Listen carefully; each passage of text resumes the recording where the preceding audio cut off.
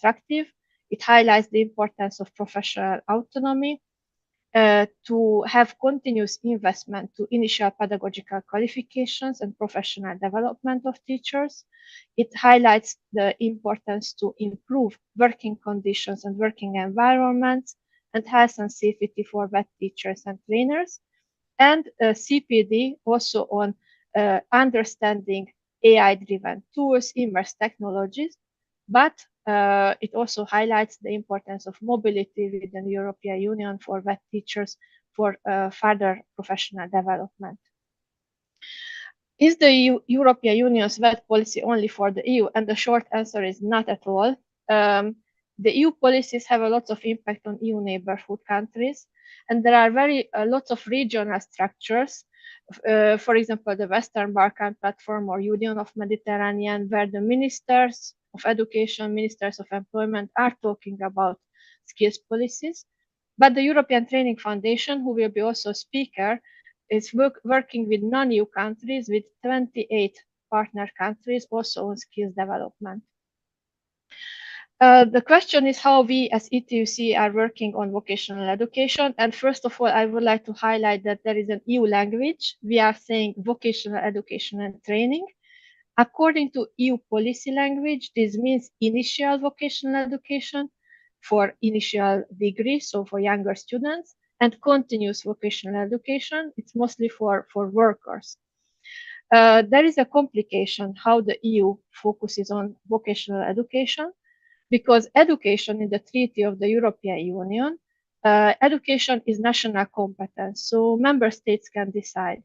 But vocational education is a shared competence because of its labor market relevance and because of workers' training policies.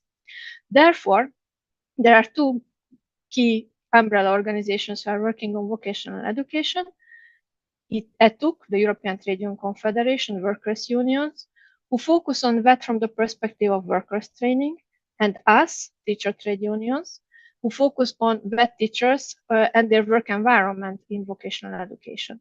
So it means that we have a very strong cooperation as ETUCE and ETUC on the shared areas. How we see vocational education as ETUCE, it's very simple. We have a policy paper on this topic, which I have to say it's very proactive and very progressive. And why I'm saying this, because ahead of this meeting, I had a look at it again, and I realized that indeed in the last 13, 14 years, we have been working based on this document. The main focus of it is initial vocational education. It says that vocational systems linked to innovation, changing technologies, and it has to continuously adapt itself. Therefore, it must be very dynamic. Vocational education needs to respond to changes in economy, skills needs, and societal expectations. Also, it says vocational education is one of the most expensive education sectors because of the equipment, the laboratories, the workshops. But at the same time, vocational education is not only about technical skills. It's about also to serve societal goals like equality, democracy, and not only about labor market demands. Social dialogue is a very important factor, which we underline in this policy paper. Teachers, trainers, trade unions, and employers should co-design and implement vet reforms. The other issue is, of course, how to make vet teachers' profession more attractive by guaranteeing better salary, decent salary, secure contracts, good working conditions. And why I'm also saying it's very progressive, this document, because we say vocational teachers, professional teachers, CPD should also take place in companies, because companies are progressing in different processes, different productions, and therefore teachers should learn about new processes. Since the policy paper was adopted, we have been participating and organizing many events. You can see several pictures here in the nice slideshow. It would pop up. We visited in Austria a vocational center of car mechanics. We visited in Finland a teacher training institution. Last year, we organized a webinar on attractiveness of vocational education and training and the role of teachers in collaborative school leadership. But you can also see here in yellow, we had an exciting trip in Spain to the Nestle company to talk with apprentices in Nestle factory and talk with their teachers and mentors, and we learned a lot about apprenticeship. Why it was very important for us, because we are the first trade union who joined the European Commission's European Alliance for Apprenticeship. The question was, what is the business of vocational teachers in apprenticeship? And we know from member organizations that a lot. Vocational teachers help future apprentices to find apprenticeship places. They prepare apprentices. So there is a lot, and this is why we had in 2013 a pledge to identify the importance of that. Teacher unions are also would like to improve the quality and image of apprenticeship and to support vocational teachers' work in relation to apprenticeship and to advocate social dialogue with us. In 2015, we also signed a joint pledge with the education sector employers, EFI. And since 2013, 13 member organizations joined. Two of them from Lithuania and Czech Republic joined to the European Alliance for Apprenticeship with joint pledges with workers' trade unions. And this enhanced also many of your visibility and a national cooperation with different stakeholders in your country. Very shortly, that we also work a lot with education employers.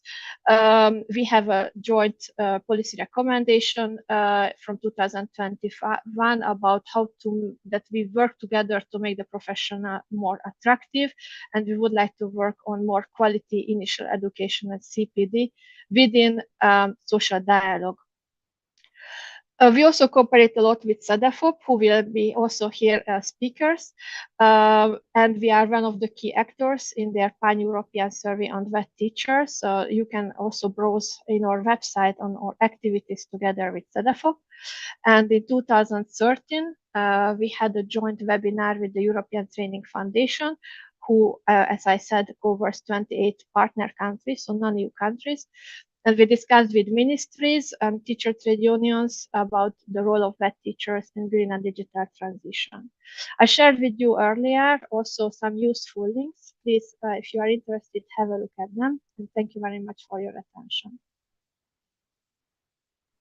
Thank you very much indeed, Agnes. And with just to assure all participants that the various presentations will be circulated after the meeting.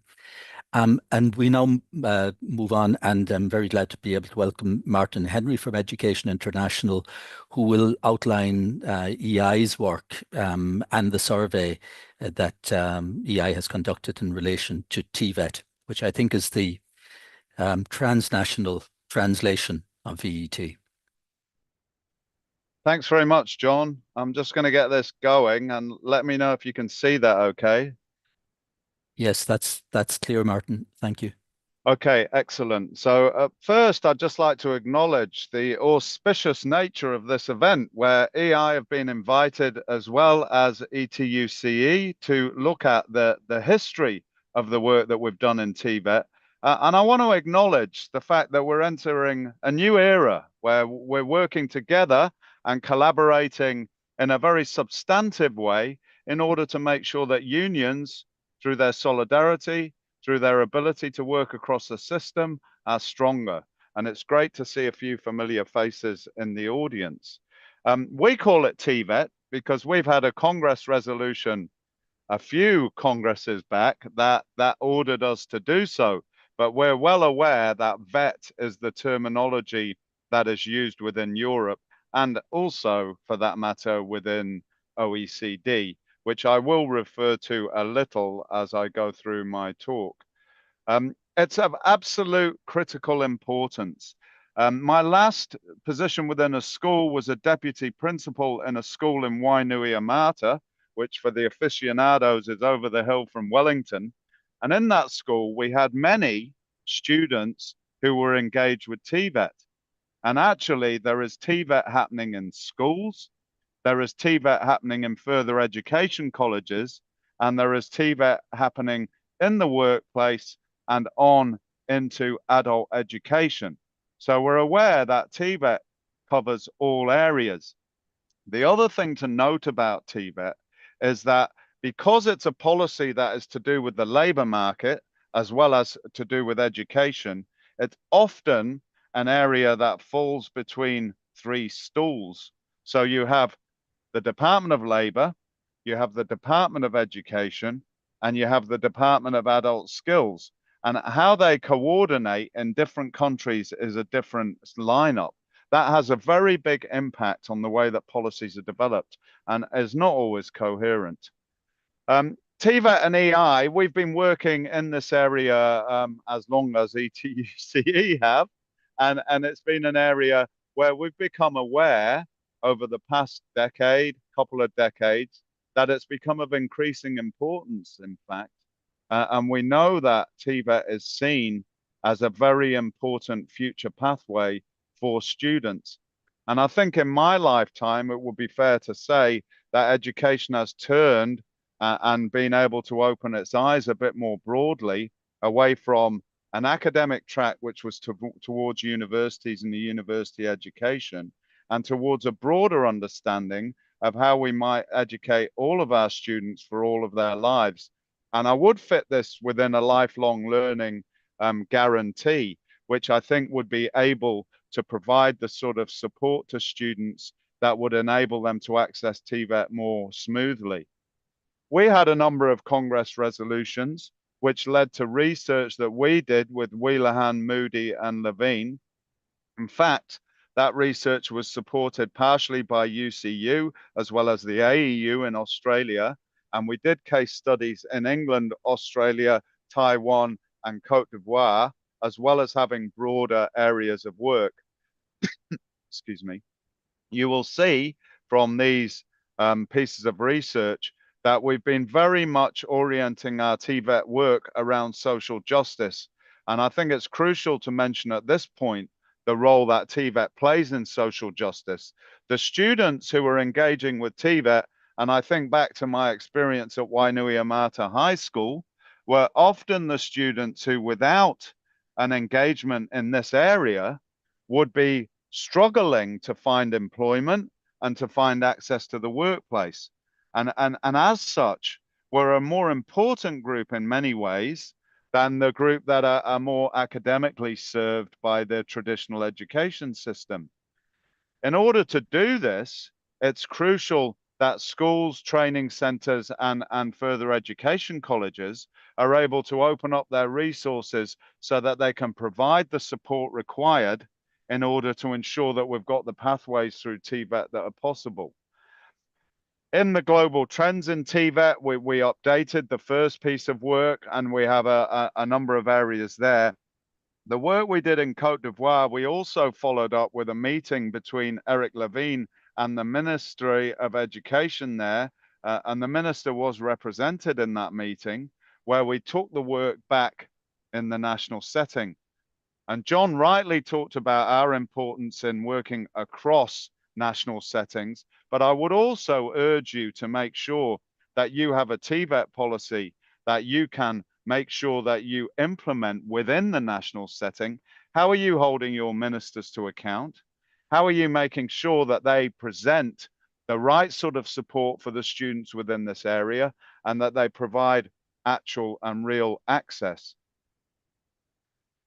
We've also been involved in global activism over this period of time, and many of you will be aware of Recommendation 208, which is the Quality Apprenticeships Recommendation recently negotiated at the ILO. Agnes fed into that work. We were lucky enough to be part of the negotiating team, and I want to point out to you some of the things that were recognized in that recommendation. It said quite critically and quite clearly that learning outcomes and curricula need to be based on relevant occupational competencies, need to connect to labor market needs. They also need to combine off-the-job and on-the-job learning. There was quite a lot of negotiation around that as employers were keen to see on-the-job learning as more important. And we pointed out that actually the off-the-job learning in educational institutions, strong TVET institutions, were absolutely critical and should be delivered by qualified professionals. And I want to make the point that qualification and professionalism in the world of TVET are absolutely critical. If we don't have this as a backbone to the way we organize around TVET, we have a serious problem, because we can't just deliver TVET through a whole sort of in the workplace approach, which doesn't give the academic and professional background that students need. Qualifications and experience required for teachers, instructors, and in-house training experts. We were absolutely committed to ensuring that appeared in the recommendation, because this cannot be delivered by anyone. And you know from the TVET teachers that you organize how specific the knowledge to be a TVET teacher is. The balance between apprentices and teachers, taking into account their need for quality education and training and the competencies that are developed. I would say that the students who are involved in TVET education require support in order to be able to complete successfully.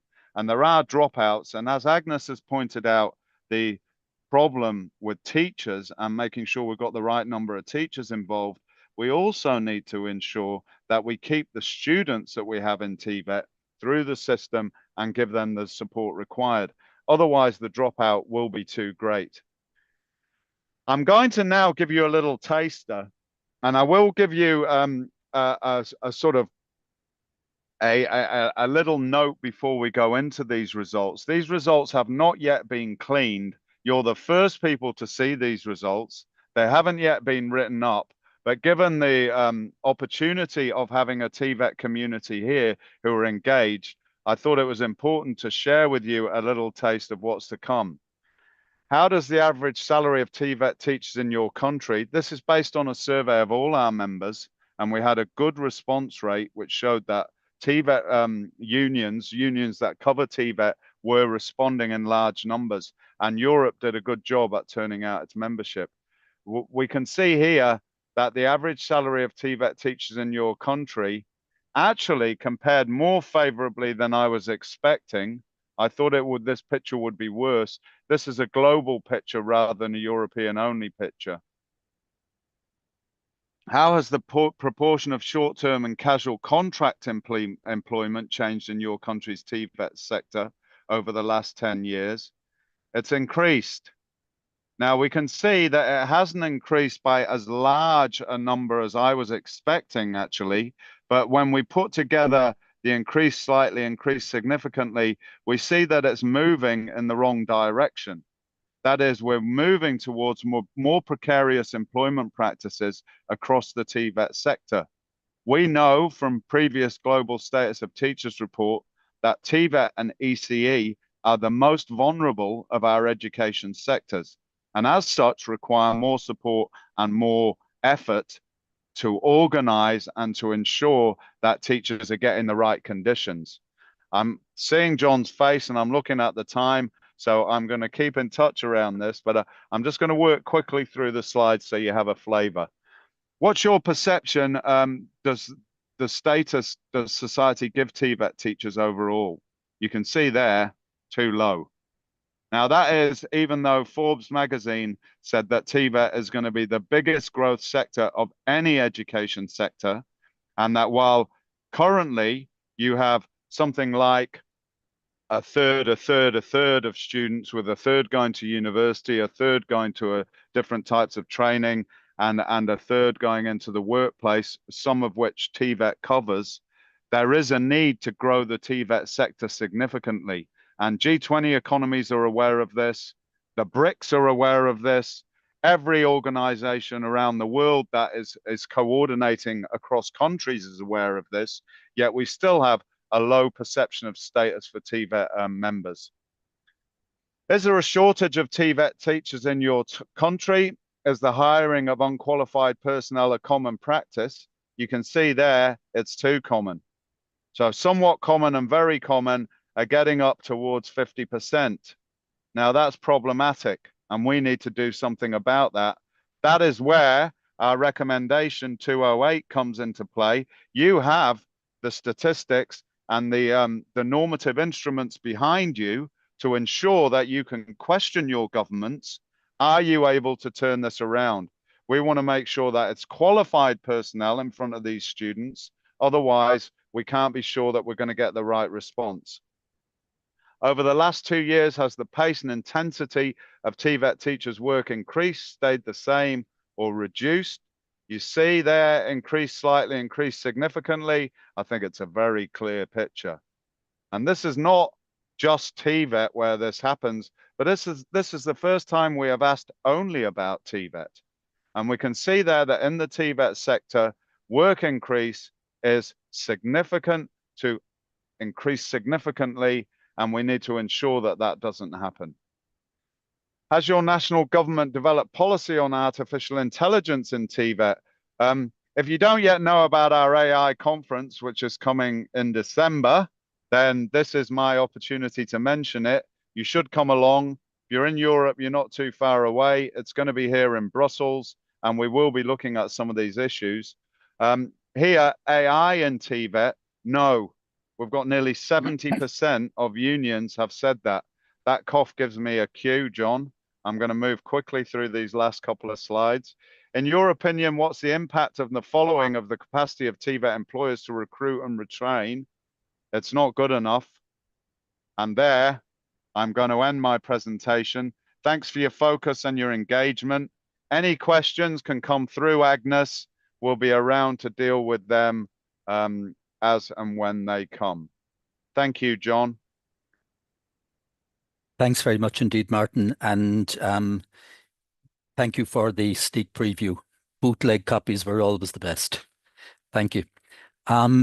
We've made up something in terms of time, thanks to Agnes and Martin. So we've got about 8 to 9 minutes for questions and answers at this point. So if those who wish to ask a question would indicate by raising their hand, please. I don't have. Let's see.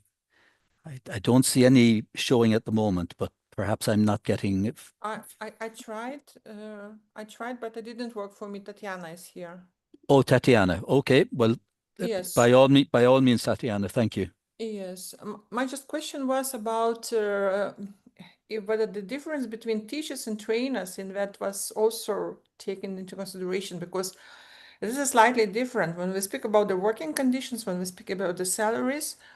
In Lithuania, at least, we see clear differences between what teachers have and what trainers have, especially in company. And it's a little bit, for me, not clear was whether the presentation was taking the average, teachers and trainers together, or there is some kind of different figures. Thank you. Thanks, Tatiana. I can't see any other hand at the moment. Sorry, I can indeed. No, it was an applause from Astrid there. Martin, maybe you take that question in the first instance, and then we'll come back to Astrid. Yeah, I'll do that. I see Astrid has indicated, and I would encourage the colleagues to get your hands up. This is your chance to chew over these things. I know you're going to get chances as the webinar unfolds. Yes, in terms of the teachers and the trainers, there is a difference. And we actually fought hard with the employers around this issue, because employers would like to see trainers broadened out to cover also employers who don't necessarily have a qualification and who are able to just sign off some sort of education pathway for a student. We resisted that because trainers must also be qualified. And I know that ETUCE has policy about this, that you believe in qualification for trainers as well.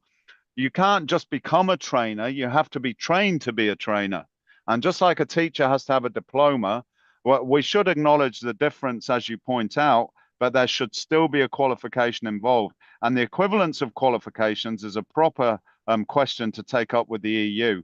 I'm sure you're engaged with that. Thank you very much, Martin. And Astrid, I think you had shown. And then Agnes. Astrid? It may have been on the same issue. So we'll go to you, Agnes. Sorry, Astrid, I think you're on silent there. You may need to unmute.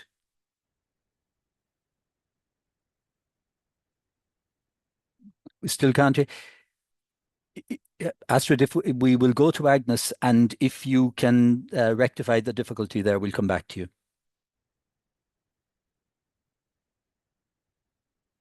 Agnes, you're on mute. Sorry, I did the same mistake. Sorry, thank you very much, Tatiana, for the question. This is an issue indeed in the European Union also, and you were yourself representing us in a working group on vocational teachers and trainers. So you know that vocational trainers is such a diverse profession. The trainers are called in a certain countries those who are working in a workshop in a vocational school, but in most of the times the vocational trainers are rather those who are in company. So there is an apprentice, and the company manager can say to a CNC machine operator, okay, you will train this apprentice. So they are just workers like any other workers and not necessarily have qualifications. So this is the question for us in the upcoming EU teachers agenda. Should it even include vocational trainers if they are not falling in the same category as any other teachers, like vocational teachers too? So indeed is a big question to discuss about. Thank you very much, Agnes. How are you getting on, Astrid? Any resolution of the technical difficulty? Okay. Have we any further questions? I don't see anybody showing at the moment. Martin, in that case, we've got a couple of minutes left. Are there any other nuggets that you can sort of give us, maybe from the survey, that aren't on the presentation? Yeah, I'll also mention the OECD work going on. I see Henrik online, and he's been involved with this as well. But there is a new bet for PISA that people should be aware of that is going to be assessing students and adults across the sector. We actually fought for this to include adults as well as students. The OECD would have preferred, I think, to just land it at the 16, 17-year-old sort of age level. But as we pointed out, a 28-year-old has quite a different engagement with TVET to a 17-year-old, and having the information across would be worthwhile. So they have opened it up. It is limited to particular areas, and it was interesting to see that Agnes had seen the car mechanics in Austria, because they are indeed one of the groups that are going to be looked at in VET. I do believe that the areas that they're looking at, there is hospitality as well, there is health, and they included health because of the gender issue. They have car mechanics and electrics in cars too. There was a lot of push from the big economies, Germany, etc., to include those areas because they were financially so important. I think that what PISA for VET will do is give us a picture of both the gender of people going into particular qualifications.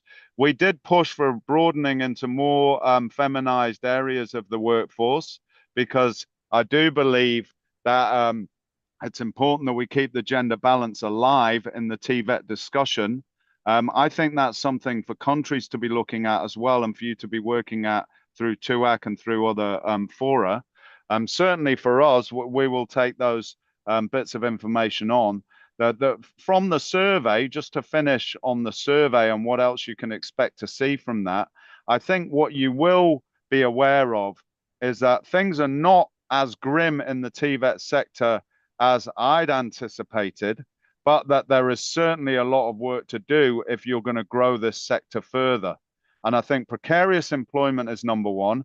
I think Agnes also pointed out that there have been signs within Europe and elsewhere that people are starting to take TVET more seriously. I think this is an opportunity for us as unionists to grab the bull by the horns and make sure we get the education we need for our students. Thanks, John. Thank you very much. Again, I don't see any other hands showing.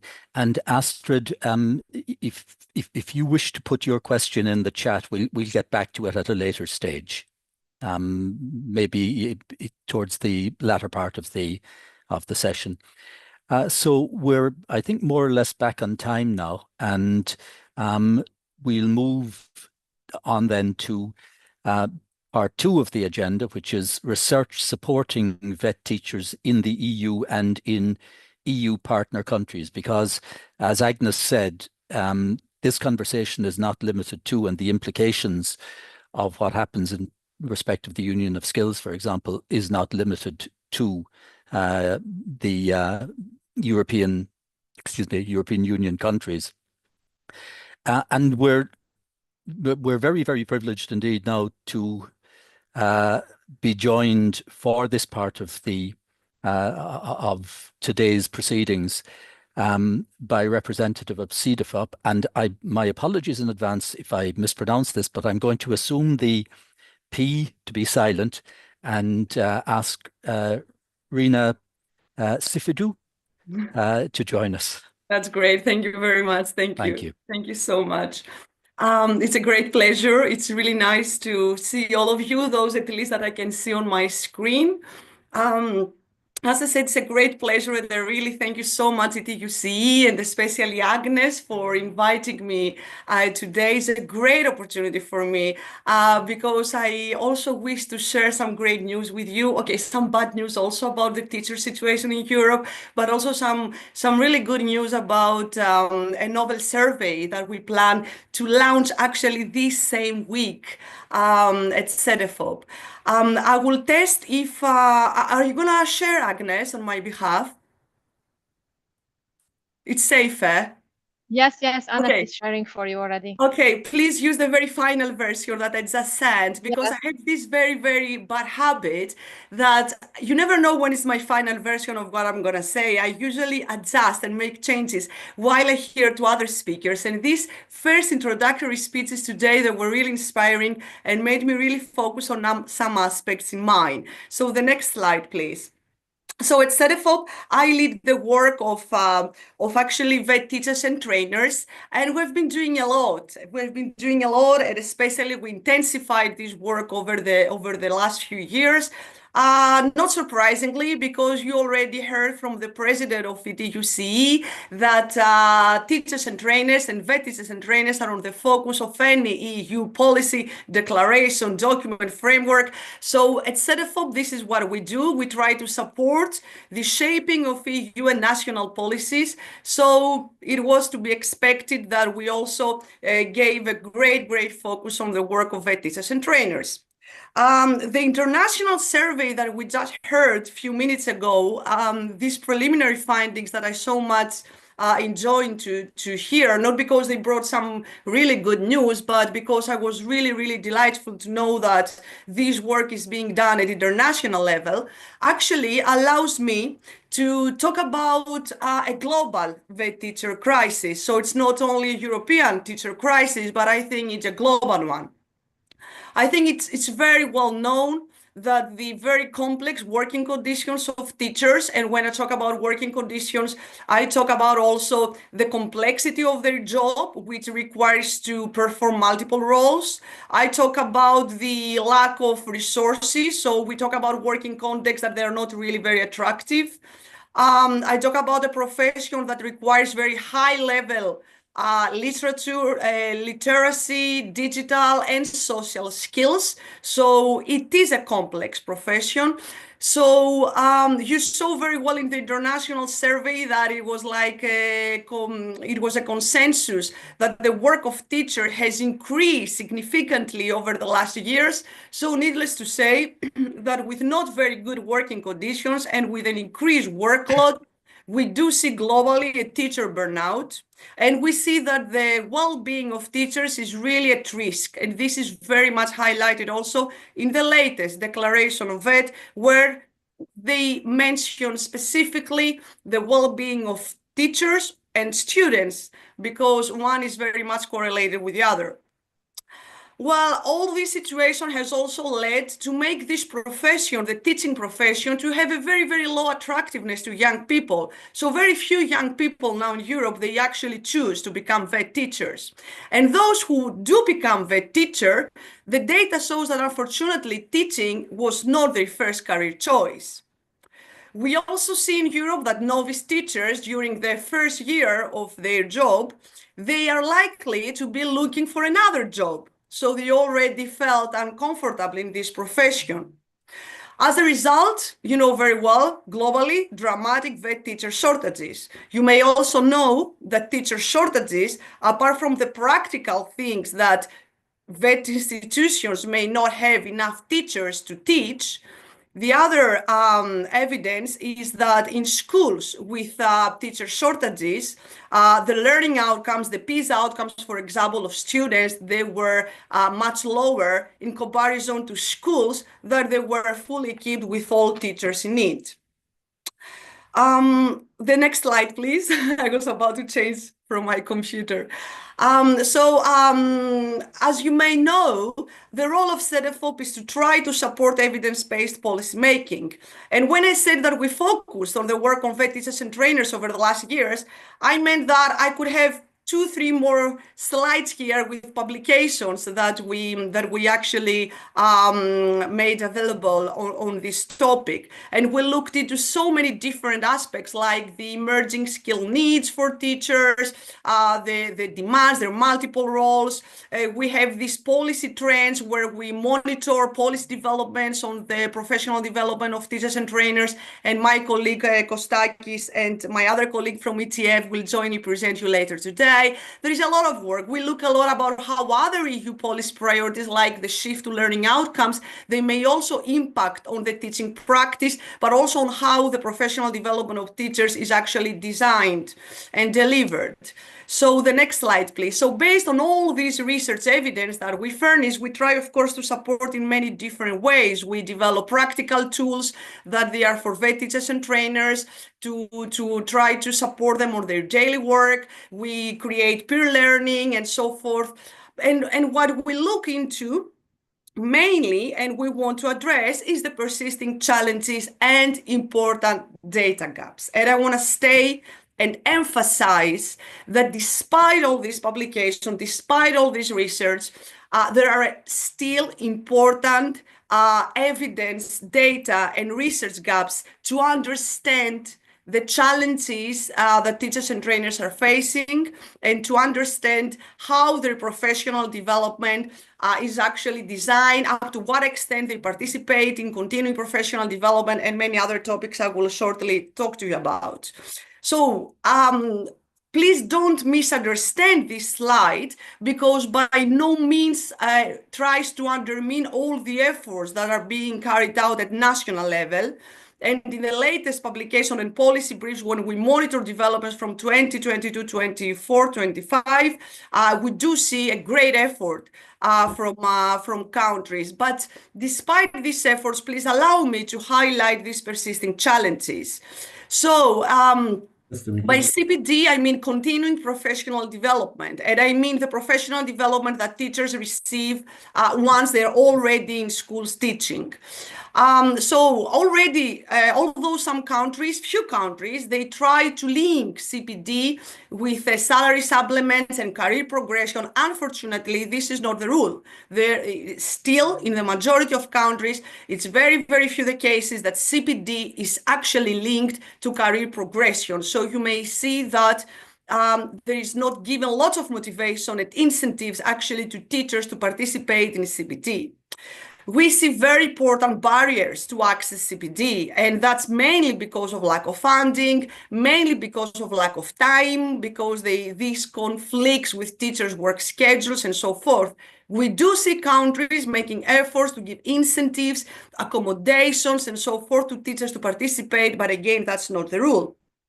We see, and that's, I think, is the rule, a limited, very limited involvement of teachers themselves in the co-design of their professional development. And I think this is key. You may not offer relevant continuing professional development of if you do not involve them in the design, if you do not assess the mere needs of teachers. And we see that although in 19 countries, the continuing professional development of teachers is obligatory, is mandatory, they have to do it. Only in 3, actually, as I said, this is linked to career progression. And although in all countries there is a needs assessment about teachers, these are not at national level, these are very sporadic, they may be at local or regional level, so they cannot give a comprehensive idea about the needs of teachers to design relevant CPD. For trainers, only in 10 countries, we found back in 2022, so maybe there are some developments now, there is actually a needs assessment for their professional development. We see still quite rigid entry requirements to the teaching profession, although they can come from different pathways, and this is what now countries try to boost that from industry and from very different professions. They may enter into the teaching profession, but still there is work to be done to validate prior learning, on-the-job learning, and informal learning. We see the emerging so famous hybrid teacher model where teachers can both work in industry and schools, but this is not legalized, this is not formalized, so there is lacking regulation behind it to make this model an effective way to actually address both teacher shortages, but also equip teachers with the right skills they need also from industry to teach at schools. And finally, and I'll stay to that, there is a lack of impact evaluation of their professional development. There is a large provision of professional development, different activities on different topics, of course, following the green and digital transition, offering as much as possible to teachers. But whether this is effective or not, the way that the professional development is offered to them, there is no evidence at all. So the next slide, please. So this is why we were motivated already 5 years ago to advocate for the need to collect this lacking evidence about vet teachers. So we wanted to know more about the provision and the demand, the skill needs for teachers in initial vocational education and training. And we wanted to establish a way that by collecting this data, we would be in a position to actually assess the effectiveness of their professional development. And 5 years later, and with the great help of ETUCE and other key stakeholders, we managed this week to launch officially the first European vocational teacher survey to collect the views of 14,000 teachers in initial vet schools. The next slide, please. So what we're going to be looking at this survey, actually, we're going to be asking teachers themselves. This is really important. We raise the voices of teachers. We go to teachers themselves to ask them about their own opinion, their own experiences. And I think that this should be highly strengthened and highlighted, that we want to help shape policies listening to the voices of teachers. So we ask them about what kind of professional development they have participated. We want to measure the different variation in terms of participation across the member states and understand why. Why in some countries more teachers participate in CBD rather than in other countries. Whether the governance of the professional development plays a role in the participation of teachers. We want to understand what is the motivation that triggers actually teachers to participate or not participate. What are the barriers that they face? And we want to understand their needs. We basically focus on digital green and inclusion for obvious reasons based on the policy developments. But what is really, really novel, apart from knocking the doors of vet schools and knocking the doors of teachers, is that I said before that we developed a methodology to be able to measure the effectiveness of the professional development. And based on this, to help forming policies. The next slide, please. So to do that, and this is quite novel also for this survey, we set up what we call an EVTS, the acronym of the survey, stakeholder group. And in this group, ETUCE has played a crucial role. It's not only a member of this group, but has played a leading role from the very beginning in conceptualizing and help us forming the members of this EVTS stakeholder group. So maybe today, some of you who are with me now or who are listening in the live stream, you may identify yourself as members of this EVTS stakeholder group. We have more than 100 members. And apart from us, CEDEFOP research team, an international research team that we have contracted in order to carry out this survey and support us, we have this tripartite stakeholder group with all ministries of education and labor, and where needed also agriculture or tourism based on the governance of it in each country. We have national authorities, and we have members of ETUCE and FEE who are really, really crucial in helping us not just spread the word that we're doing this survey, but please show the next slide to explain you what is their role. So actually, this group of all these diverse and key stakeholders helped us from the very, very beginning to co-design the questionnaire of this survey, to define the sampling strategy. It was not easy to find registries of initial vet schools in Europe, I'm telling you, to get the endorsement letters from the ministries that we needed in order to be able to access to their schools. We co-designed together, understanding what are the context in each country, an initiative strategy to make sure that teachers would wish to answer to this survey. And also we co-designed the campaign, how we will spread the word about this survey and motivate a high response rate. And we hope when we get the findings that we will have the support of this group to disseminate widely and targeted the findings and to co-shape together, based on this evidence, policies to support the professional development of teachers. We have 23 European member states on board. You can blurry see the map. And that's on purpose because I have to find ways to convince you to come this Thursday and Friday to our live stream and learn more about this survey in greater detail. So the next slide, please. So that's the event. As I said, it's this Thursday and Friday. It's a hybrid event. We're going to have many of the EVTS stakeholder group members and many other actors joining us at CEDEFOP in Greece at the headquarters. But we will also have the possibility to live stream and have you active online. So please, if you want to know more about it and if you want to support us to spread the word, to help us with the national campaign so as we convince teachers for their own good to answer to this survey, you may join us. It was a pleasure and thank you for your attention.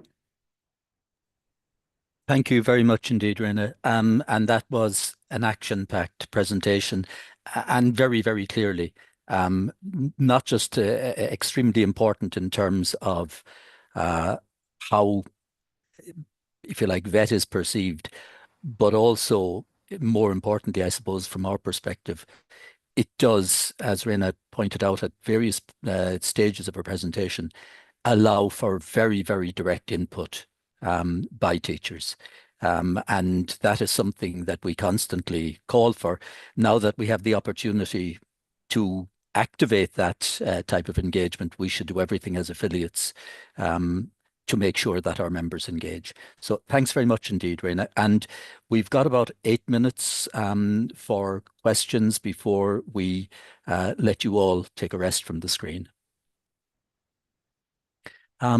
Again, the first hand I see, Agnes, is yours. Yes, thank you very much. And I really would like to motivate all the participants here. Please raise your hand, please post questions. Thank you very much, Rena, for the exciting presentation. I'm always very encouraged after listening to you to deal even more with this survey. I'm very happy that we co-designed it. I feel very sorry to see on your map that big countries are missing from the survey. Spain, Germany, France, where are they? And we forwarded the invitation to your hybrid meeting to our members who are here. But I would like to ask you a very important question.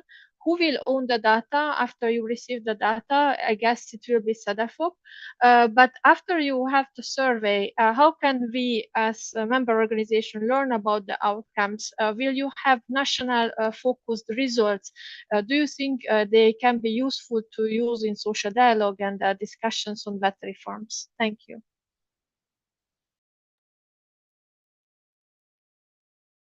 John, you are muted. Sorry, my apologies. Rena, before you get to that question, I think Yelmer has his hand up, so maybe you will be able to take the two questions together. Okay, Yelmer? Yeah, thank you. And thank you very much, Rena, for the presentation and also for involving us and our members as well. So I think that's a good example of what we perceive to be social dialogue. So that's, you work with the teachers organizations, education personnel organizations. And I'll keep it short. Following up on that, so we have the Herning Declaration that mentions sort of like it needs to be through social dialogue, making policies. And we have the UNESCO 59 recommendations, which also say you need to make education policy at all levels, also with teacher organizations, and which was just reconfirmed in Santiago, which they now call the Santiago Consensus on exactly this point. Like building upon the work on involvement in CPD, etc. Has there also been research at the level of teachers organization involvement in setting up implementation of educational policies at the VAT level? Okay, Rena, when you've asked those two questions, I see Tatiana also has her hand raised, so we'll come back to you, Tatiana, then. Okay, but I was not very sure if Yelmer, he raised the question or it was a comment only. So maybe he can help me. Let me answer to Agnes before I forget. It was a question. Sort of I know it's actually there's not a lot of research in general on this, but has there been research more in general on on a national level on involvement of teachers through their organizations in setting up policies? The involvement of teachers for designing their continuing professional development. Is this yes, but that also on teachers unions, teachers organizations in general, because governments often go to, hey, we've talked to an individual teacher or a group of teachers, but then they haven't talked to the unions. And I was wondering if there's any research out there that also covers sort of like that more high level structural aspect of involving teacher unions. Okay, thank you. And apologies, but I organized this event on Thursday and Friday, and I think my brain capacity is somehow limited today.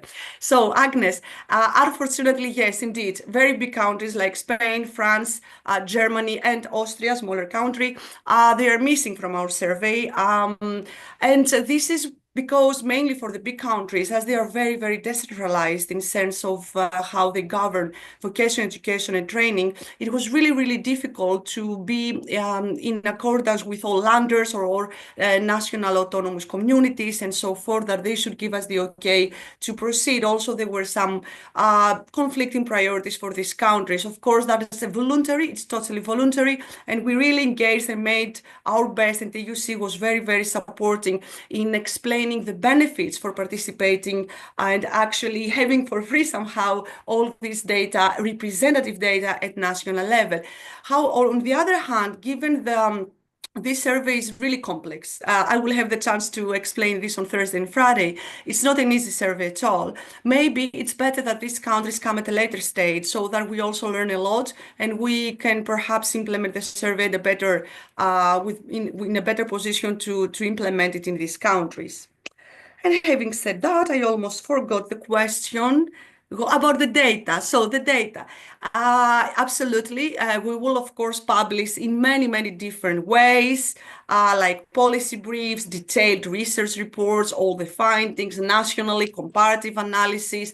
But as we will be saying during the event this week, we will have very, very different ways to involve in social dialogue, to have many different peer learning activities, also at national languages. So this time we will not only restrict ourselves to presenting in English, but we have a network of national vet experts who will help us actually to present and disseminate the findings in the national languages of each country and reach as many of also the teachers involved in the survey and citizenship and policymakers. So yes, and we very much count with your support to help us shape this policy dialogue.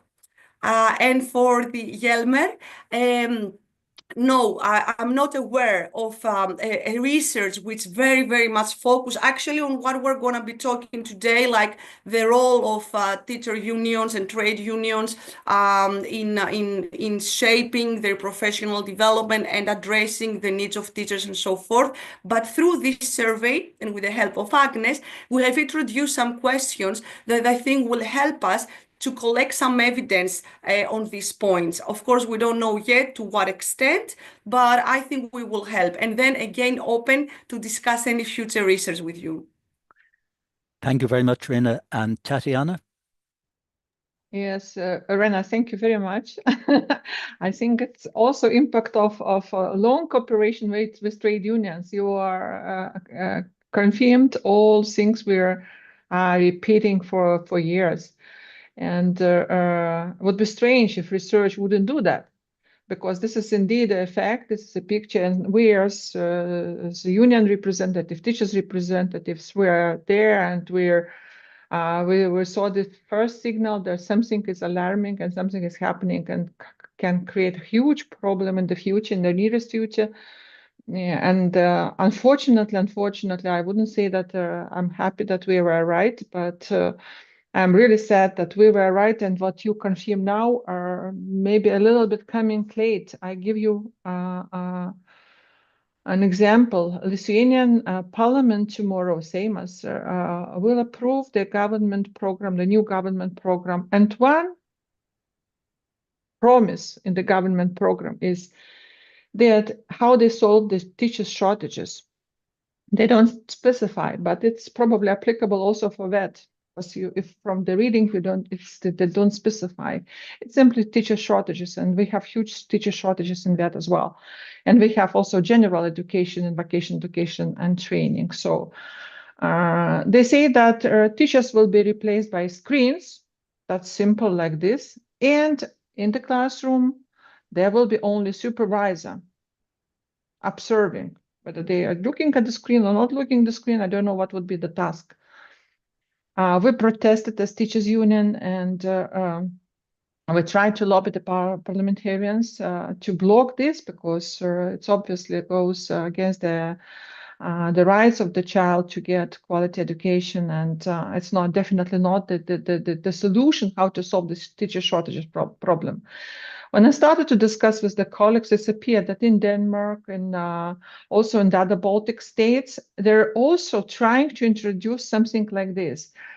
Putting is not so, let's say, boldly that this is a replacement of teachers by screen, but saying, okay, teachers will be supported by technologies, and sometimes technologies would take a proactive role, whatever it means, etc. But the signals that something is happening in Europe like this is clear. Another thing about CPD, your question is why some more active and taking the courses and constantly updates the knowledge, and others seems that they are not so much engaged, involved into CPD. Probably there is a very interesting explanation we found us when we had the discussion with our vet teachers. Language. Because there are no quality CPD courses provided in language, very specific, very technical for them to grow. What they do, those who are able to speak English or French, they follow this on somewhere on the other platform, which is not recognized by Lithuanians. So it's not registered at all. You do it for yourself, for your own benefit, to of course be updated, upgraded, and etc. And it's not registered. So there is no actually providers capable to provide quality CPD for vet teachers. As simple as like this. That's probably the problem with the small countries. We don't have this kind of services, and unfortunately, our vet teachers, most of them have also limited language skills, which prevents them also to take their own initiative and join some international courses. So we have to solve the language problem as well in small countries. I spoke with Bulgarians, it's the same problem, so it's not small country, but it's also the problem probably with the countries more like, let's say, Slavic countries, Baltic countries, that's still a problem. Tatiana, thanks very much for those two, I think, very insightful and important observations. They didn't come really in the way of questions. So I'd like, first of all, on behalf of everybody here and on behalf of ETUC, to thank you very much indeed, Reina, to welcome your work and wish you the very best, and we will do everything we can to support the work that you're engaged in and the survey. So thank you very much. If you allow me just to say to Tatiana, Sure. because although I fully understand all these challenges and the language is a very important issue that was raised, just to say that from our perspective, Lithuania was very, very motivated to be part of our survey. Also, Lithuania was part of a pilot survey that we've done a couple of years ago, and we had excellent collaboration. So I hope at least this motivation of the country will bring some good things. And to say that the very, very last question of our very long survey actually to teachers is whether they believe that their job will be replaced by a robot. So let's see what teachers believe about that and whether these new policy trends actually affect also how they feel about it. Thank you so much to all of you. Thank you. Thank you, Reina. Colleagues, we're going to have a slightly shortened, about a 6 to 7 minute break now, and we'll resume at 20 minutes past the hour. So you can all stretch your legs. Okay, just testing. Do you hear me? Yes, I do. Okay, so I can take the floor later on. Thank you very much. I just got help from a colleague. Okay.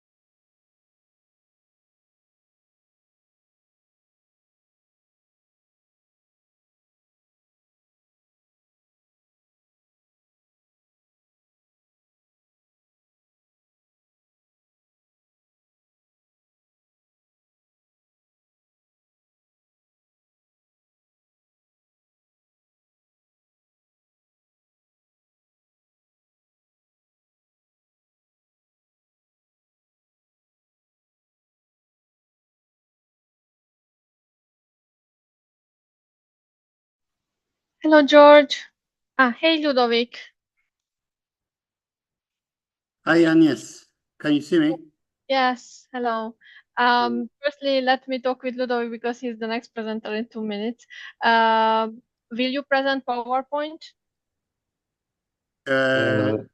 George, you're not talking to me, no? No. No, I'm talking to Ludovic now. Sorry. Okay. Hello, Okay. Agnes. Hello. Can you see me? Yes.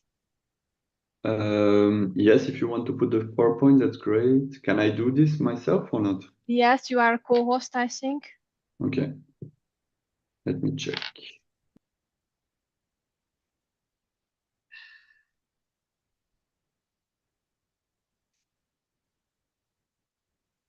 You are not. Colleagues here, can you please make Ludovic co-host? Otherwise, I will share your present. I cannot also. Yeah, maybe better if you can do it for me. You cannot do, right? Let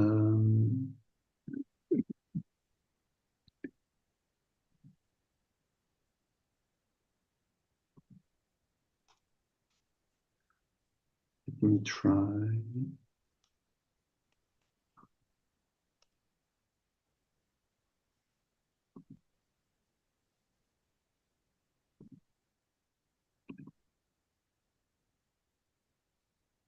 Yes, you are co-host now.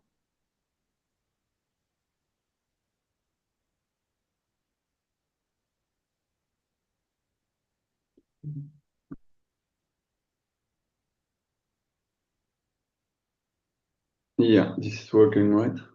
Yes, if you can make it to presenter mode.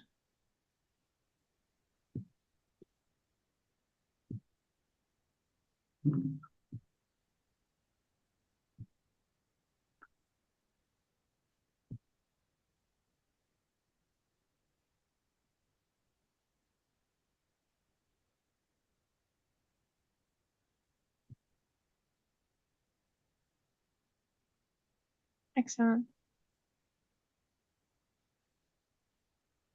John, we can start. Okay. Welcome back, colleagues. We'll continue now, and we're very privileged to have with us Ludovic Vogt, the Confederal Secretary of ETUCE. And very obviously, as Agnes pointed out in her presentation earlier, we are partners, as it were, in the effort to ensure that VET works for everybody and for, in particular, workers. So Ludovic will present on the ETUC's priorities on supporting workers' training and shaping VET policies. So whenever you're ready, Ludovic.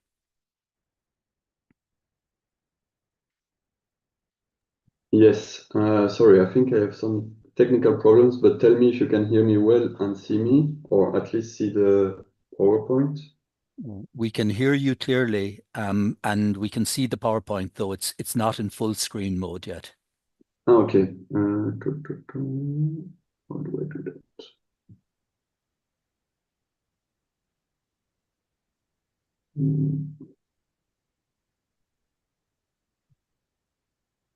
Yeah, sorry, I have no control on. Ludovic, I just would suggest you start with as Okay. it is now, or else we're probably looking for a couple of minutes, and we can see like the main slide as well. We can. Yeah. Okay, perfect. Sorry, then fine. So yeah, thanks a lot for inviting me today to speak with you. It's a real pleasure for me to join your committee and to share ETUC's perspective on vocational education and training, and especially on the role of VET teachers. I think that we meet at a crucial moment. Of course, across Europe, we face major challenges. One of them, of course, shortages of teachers that you know well, including in vocational education. At the same time, we are asked to manage the green transition, the digital transition, and profound changes in the labor markets. These challenges are deeply connected because, of course, if we do not invest in vet teachers and in quality training, we will not be able to equip the workers with the skills they need for a fair and sustainable future. This is why for ETUCE, vet is not just a technical policy. It's about rights, it's about dignity, it's about fairness for workers. So that's why we, of course, have a strong interest in the European Pillar of Social Rights with its first principle on education, training, and lifelong learning as a right.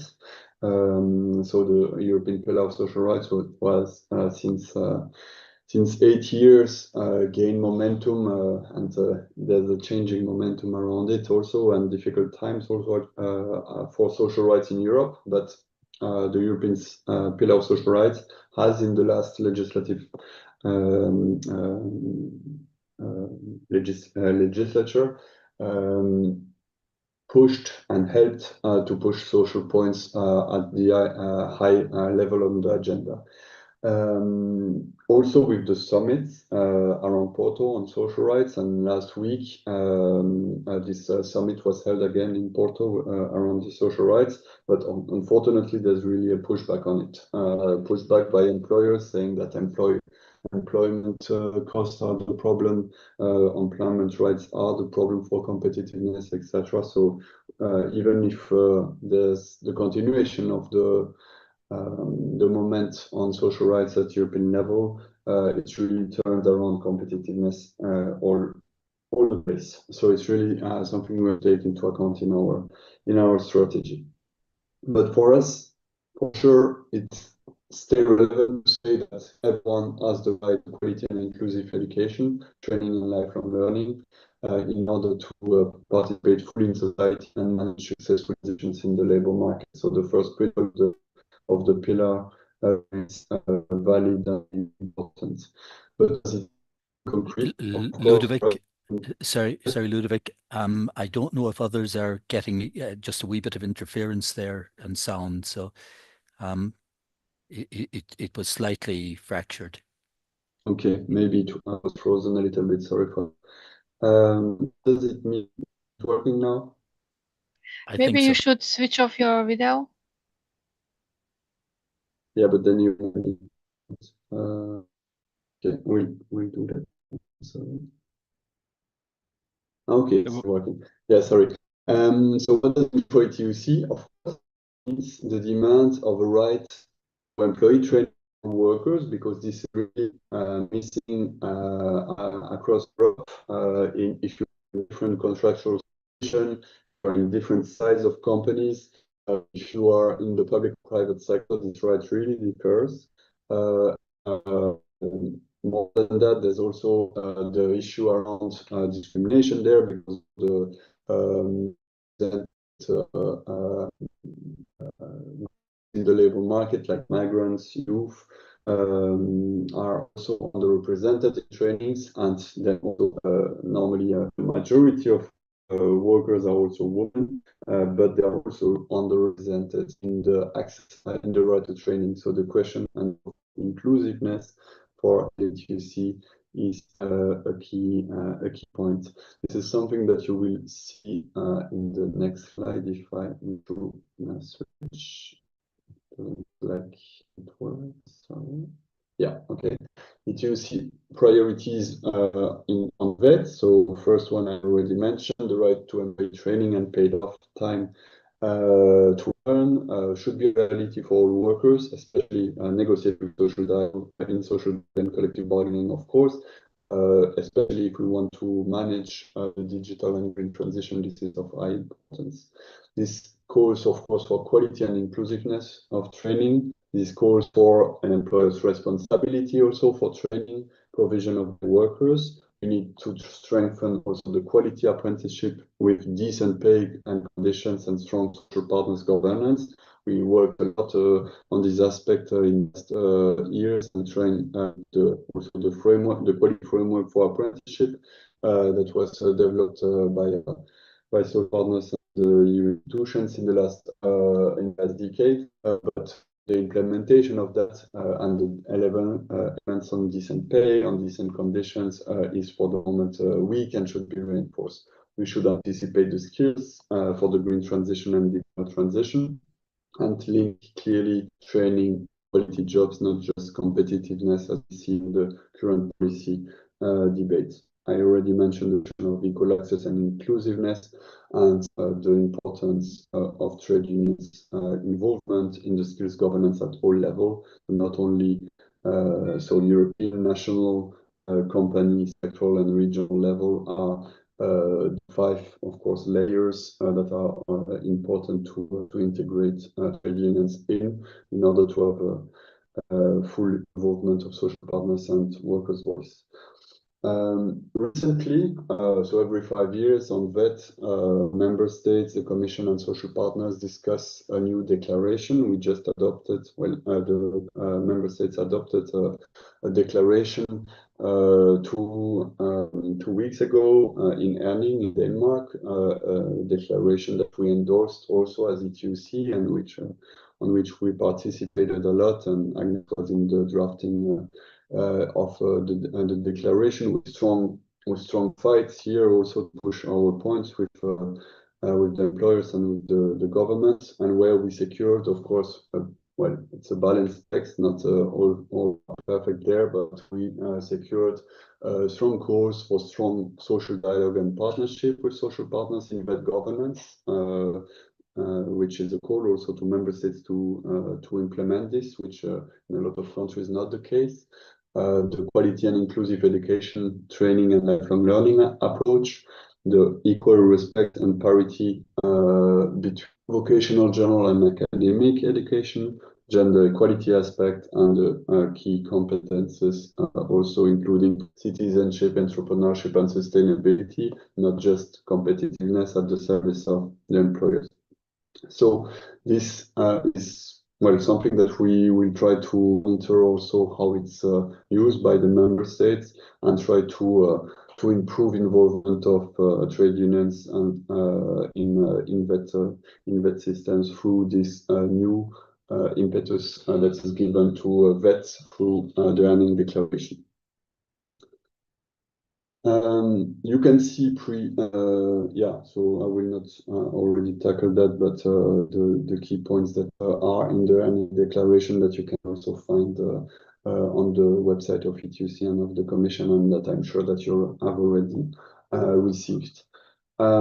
Here maybe rapid discussion also on skill shortages. So there's a lot of skill shortages in the EU, and among them, of course, the question of teachers is of key importance, of course, for you. Here, what we try to bring in the policy debate is, of course, the importance of quality jobs and of attractiveness. So there's ongoing discussions at EU level on a quality jobs package, a quality jobs act that might bring also legislation where we have different demands as ETUCE. So this is an important point, but that's also where quality jobs needs our definition of quality jobs should be at the center. The right to training should be part of the definition of quality jobs. Collective bargaining has to be part, and the respect of strong social conditionalities also have to be part of this. So that's what we try to put in the quality jobs roadmap and act. And I would say the second level here, it's through the discussions we have also in education and training forums. It's the question of attractiveness of professions, trying to push against the narrative that only the worker would have to train himself better to find a job, but that behind shortages there are issues of wages, of working conditions, of respect of rights, of also knowing if you will get a future in your profession, ability to be promoted, etc. So all these dimensions are part of quality jobs that should be discussed and where employers should also better commit.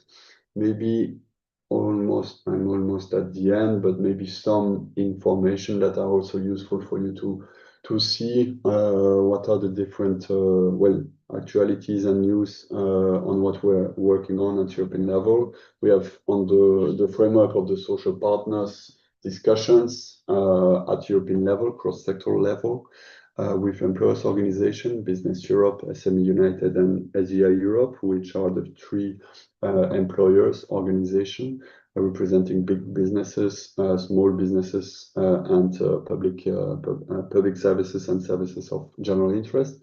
We have a project on improving skills matching in Europe. So there we try also to bring workers' perspective and to fight against what the employers want also to bring always the dimension of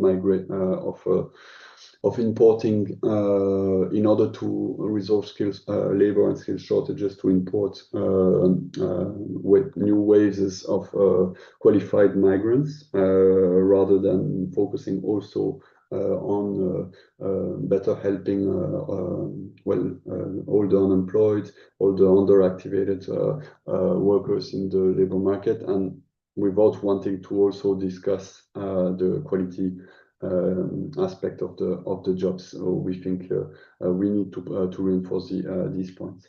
So we already did a conference under this project. We also developed we're working with a subcontractor having a survey. So there, I think we will also get results soon. To finish, 2-3 actualities. So of course you heard about the Union of Skills. We tried to input the Union of Skills initiative of the Commission to say, if you want to be successful with the Union of Skills, it has to be about quality jobs. It has to be about the right to training. But unfortunately, there's no initiative in this regard that is really changing the completely changing the situation for workers. There are different initiatives that might be interesting, like the skills guarantee, but without for the moment strong clarity on how it would reinforce the capacity of workers to be equipped in the transitions.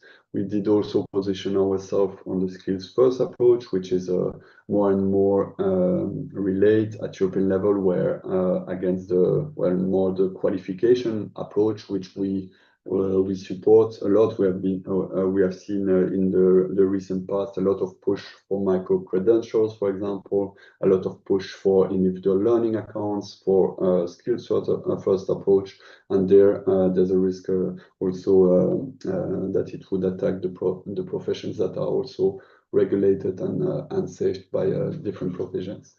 And finally, we had also recently discussions with our committee active on that issues on artificial intelligence and the fact that it becomes more and more important in worker skills development, and that there it should be integrated also in ETUCE demands on AI, on legislation on AI, on securing, of course, that at the workplace the introduction of AI is discussed with the workforce, but that it also means that when AI can be used in order to help worker skills development, it has also to be discussed with trade unions in social dialogue and through collective bargaining. So yeah, just to give you in 15 minutes a snapshot of all the work we are doing on training, but and skills, and yeah, would be happy to get your questions if you have any comments and any ideas you would also have for us to go stronger on some dimensions or not. Thank you.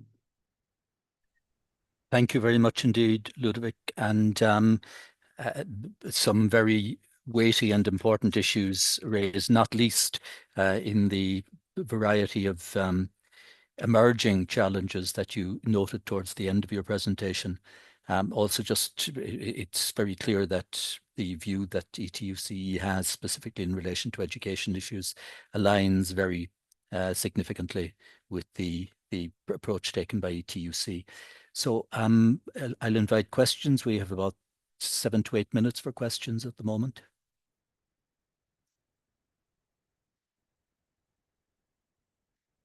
Don't be shy. It's perfectly acceptable to ask questions, or for that matter, if people have observations they'd like to make. Astrid, hopefully you will be able to get in this time. You're on silent, Astrid. Can you hear me now? we can indeed. Okay, perfect. Thank you both to ETUC and to ETUC for arranging this seminar and for your presentation. It's a lot going on now in Europe, but with the Herning Declaration, we've been following the Copenhagen process since, I think, 2002, something like that. And step by step, I think we have actually moved in the right direction. We've been addressing the vet teachers and trainers. We've been addressing competences, and but now and also the Herning Declaration. I think there's a lot of good things going on. But when it comes to the Union of Skills, I'm not sure now if this is the right moment, but I would like to address some of the big challenges. It all comes down to what are we going to do with the people, the low-skilled workers who are already here. And I can't find any traces of, I've been checking, and I think we have about 4 or 5 million people in Europe, which is below the radar. They're just here. And we have refugees, we have other coming in. Some of them have skills, but they are defined as low-skilled workers. And the Union of Skills and all others document, they are now addressing what to do to import even more people. Can you just make some reflection on what are we going to do with all those people who are here, who are already low-skilled, who can be trained? That was my big question to you. Thank you very much. Thanks very much, Astrid. Is there any other question at the moment?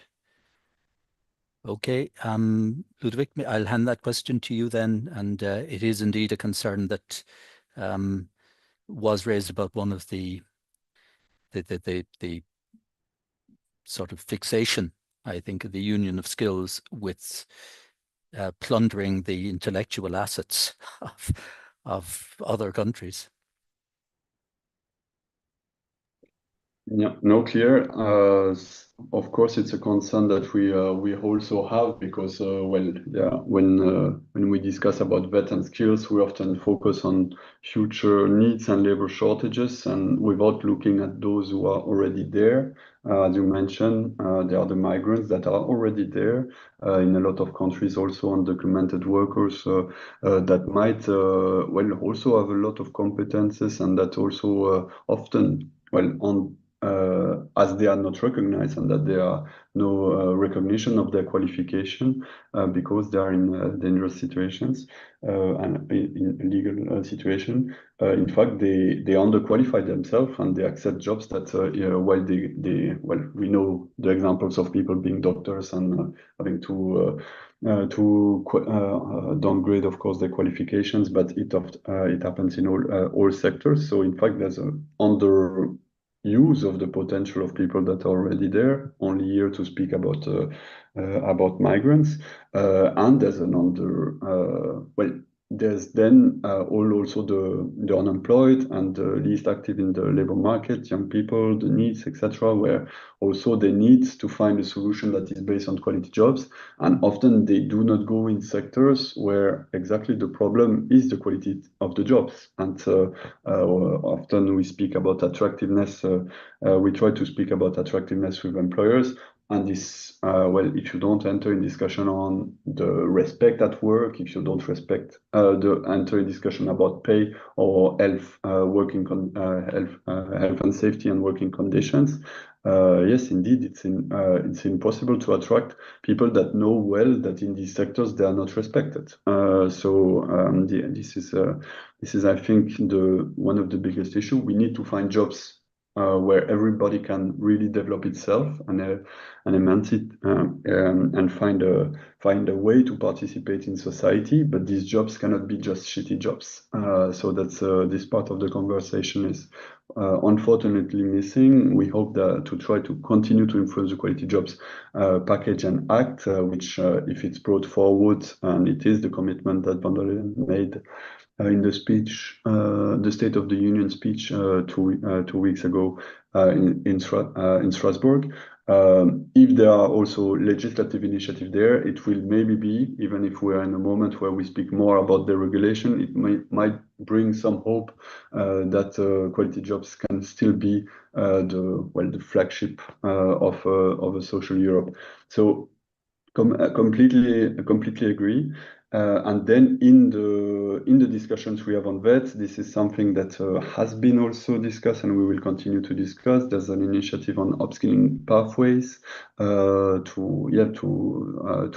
to support those that are in so-called low skilled, but with it's difficult to see results really from it. Also often because social partners are not really involved in it, trade unions are not really involved in it, but that's something we will continue to follow and to try to discuss also in our internal committee, because clearly this is one of the biggest issues if we want to be serious also with the climate and digital transition. The number of jobs that are needed, the number of people that have to be trained for that. There's a need for anticipating this. To anticipate this, you cannot just say to people, you need to train for the jobs of tomorrow. They don't know about it. You need to ask the sectors, and that's also what we try to bring through a just transition directive advocacy that we're making for the moment, that the employers should better anticipate their the needs. They should better discuss it with their workers, and this can then also help a lot education systems, vet systems, to see what are the needs of the labor market. Not only the needs of the companies, but the needs of the labor market in a wide way, of course, a societal way. So decarbonation needs workers for decarbonation. Human in control digitalization needs also workers that can also ensure the health and safety of these sectors, etc. So there's a lot of jobs, in fact, that should be quality jobs, and that also jobs that make sense. And I think that's maybe also what is missing a little bit in the discussion, that we do not speak anymore about what are the jobs that make sense for tomorrow, and that we could build also the public acceptance to it, and thus then the motivation for young people and less younger people to then train themselves to go in these sectors where there will be a lot of needs. But if the focus is only on competitiveness and the regulation, I don't see how we would motivate people to go in sectors where they would feel they would be less safe, where their employment rights would be under attack, etc. So that's also, we have to take all of this into account in order to have also a shift. We cannot only win a shift in the skills discussion without having a shift on completely the quality jobs aspect and the progressive policies that needs to come with it. Thank you very much indeed, Ludwig, for what was a very comprehensive, holistic answer that provided an integrated perspective, which I think, Astrid, was what you were seeking. So thanks very much for that, and thanks very much for your contribution today. It's time to move on to the next section, which is on EU strategies on vet and vet teachers, and the role of vet teachers as set out in the Osnabrück Declaration and the more recent Herning Declaration. And we're very pleased indeed to be joined by, again, with my greatest apology in advance, I am about to mispronounce once more, by Kun Wa Tonghien. Well, yeah, do you hear me? Yes, it's a good Yes. attempt. Thank you for that attempt. Yeah. Thank you very much. So whenever you are ready, and I don't know if you have a presentation to share. Yes, indeed. I'm trying to upload and share my presentation. So yes. Can you see now my first slide? Yeah, not just yet. Not yet. Yes. Yeah, I need to put it in slide mode, I guess. Now it's visible, yes, to all? It is. Yes. Okay, great. Yeah, thank you. So first of all, I would like to thank you for inviting me to this meeting. For us at the European Commission, it's always very interesting to speak to stakeholders, and in particular to social partners and the trade unions in particular. So my role here today is to explain a bit more about our EU vet policies, and in particular how we frame and develop our EU vet instruments. So I was asked to make a bit an overview of what we have done in the last 5 years, and then later in the meeting I will intervene again, but then more forward-looking to see and to explain briefly some of the initiatives that we have in the pipeline when it comes to vocational education training and our instruments. So here's an overview of the EU policy framework. So this slide is not there to scare you, but it's just showing a bit the complexity and the different elements that we have when we develop our EU VET policies. In the center of the slide, you see the instruments and the recommendations that we have adopted in the recent years. Also, you see that we have specific instruments, which we'll explain later on, like GOVS and EAFA, which you know already, or most of you probably know as well. Another important element when we do our policy development and design is evidence and analysis, and there indeed we also work strongly together with CEDEFOP. You have seen presentation earlier already from Reina, and also with the ETF, with other also expertise bodies like the Joint Research Center that also supports us when we develop our policies. And at the left side of this slide, you see a bit the policy context, in particular the European Pillar of Social Rights, which was also explained already before. So therefore, I will not need to develop much more on this slide. And then at the right side, you will see the funding.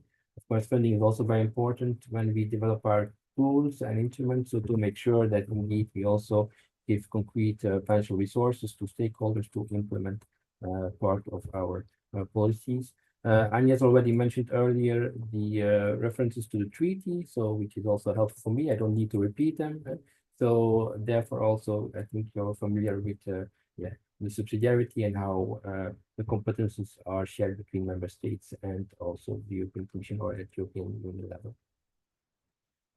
So here you see just a reminder of the Council recommendation on VET, which was adopted in 2020, and which was highlighting the overall vision at European level of how VET should develop and evolve. It should be an agile instrument responding rapidly to labor market needs, also be flexible, driving innovation, take into account green and digital transitions, be attractive, inclusive, and also linked to this recommendation or included in this recommendation, there were also 3 quantitative targets included. So the targets were, as you might recall, and as you see on the screen as well, so that the share of employed graduates from VET would be by 2025. So this year, 82%. We stand now at 80%. So we have almost reached this target when it comes to work-based learning. And so the share of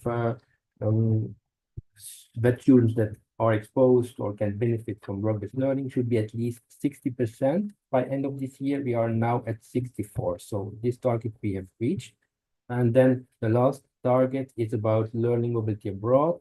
Initially, in the VET recommendation, it was mentioned at 8% as a target, and this target has been updated. Therefore, I mentioned it in red. And so, following the Europe on the Move recommendation, which was adopted last year, and now the target for VET students is set at 12%, and by 2030. So we stand now at, if I'm not mistaken, around 5%, 5 to 6% is the current share of VET learners that can participate in the mobility abroad. So therefore, we still need to do some additional efforts in this regard. And in all these instruments, in particular also in the VET recommendation, we have quite many references to the role of VET teacher and trainers. It is spelled out a bit throughout the text, but and also some elements indeed here.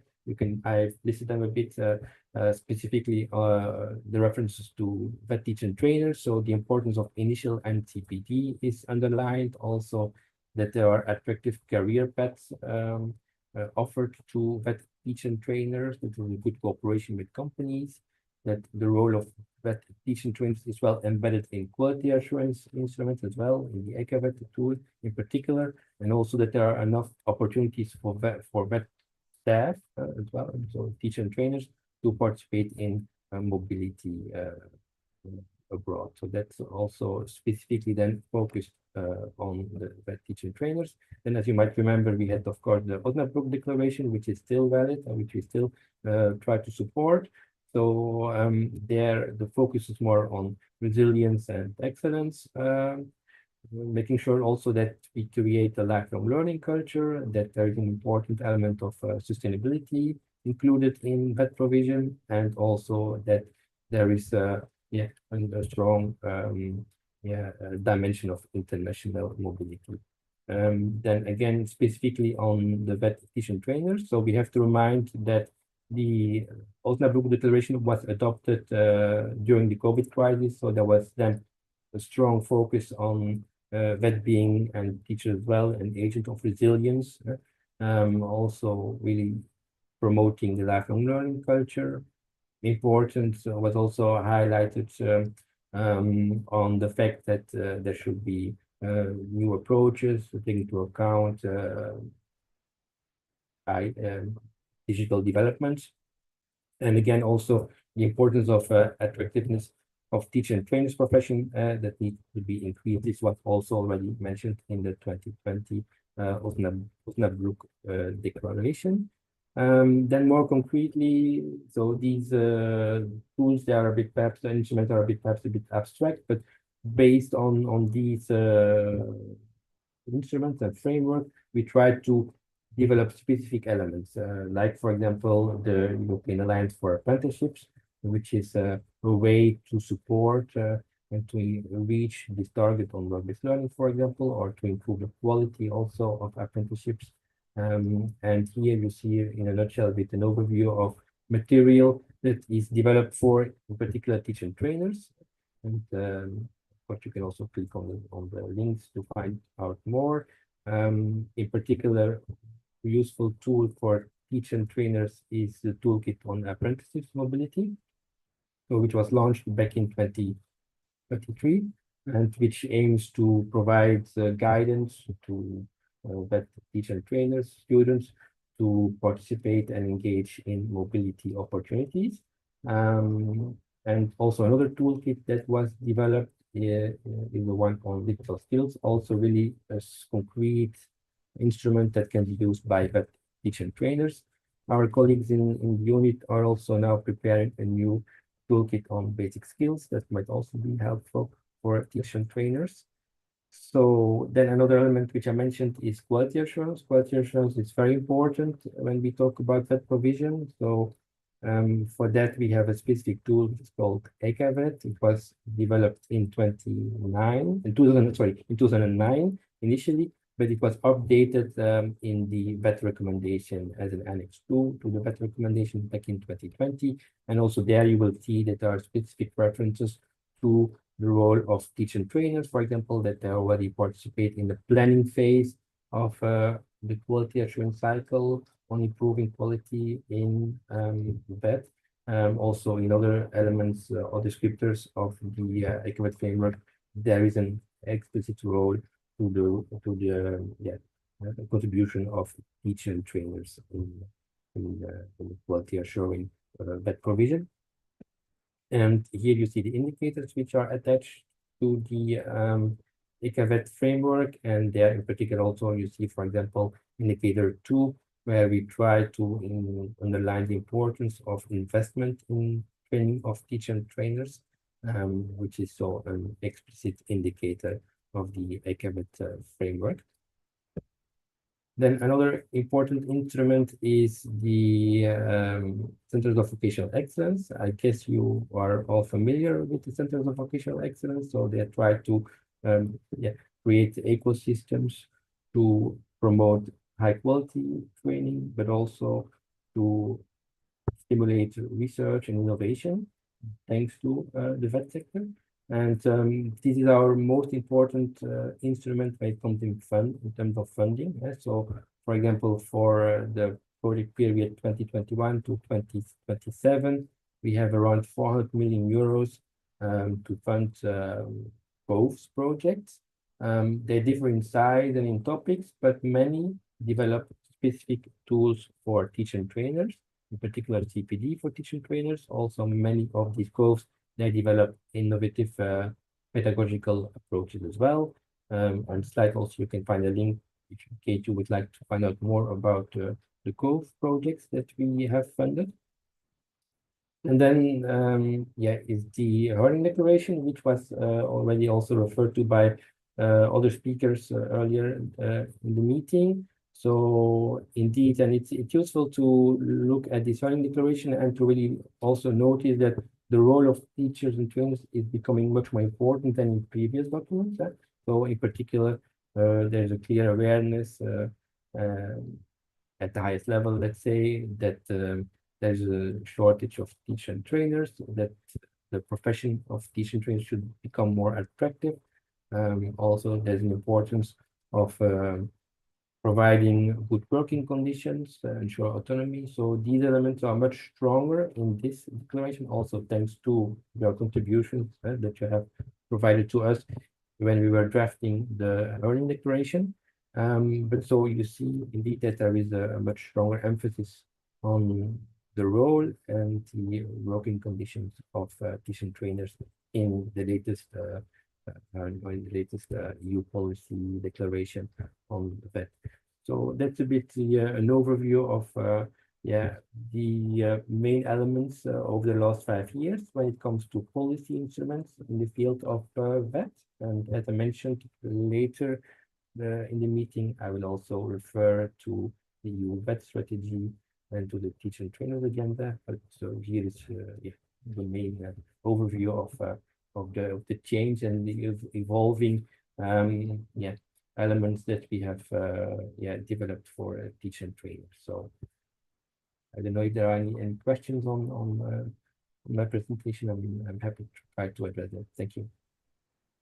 Koen, we will take questions after we've had the other two presentations. So I think that's the way things are structured. So thank you very much for that indeed. And we'll go immediately on now to a presentation on the priorities via national implementation reports. And we're joined by George Kostakis from CEDEFOP and George Sisimos from the European Training Foundation. And again, apologies if I mispronounce names.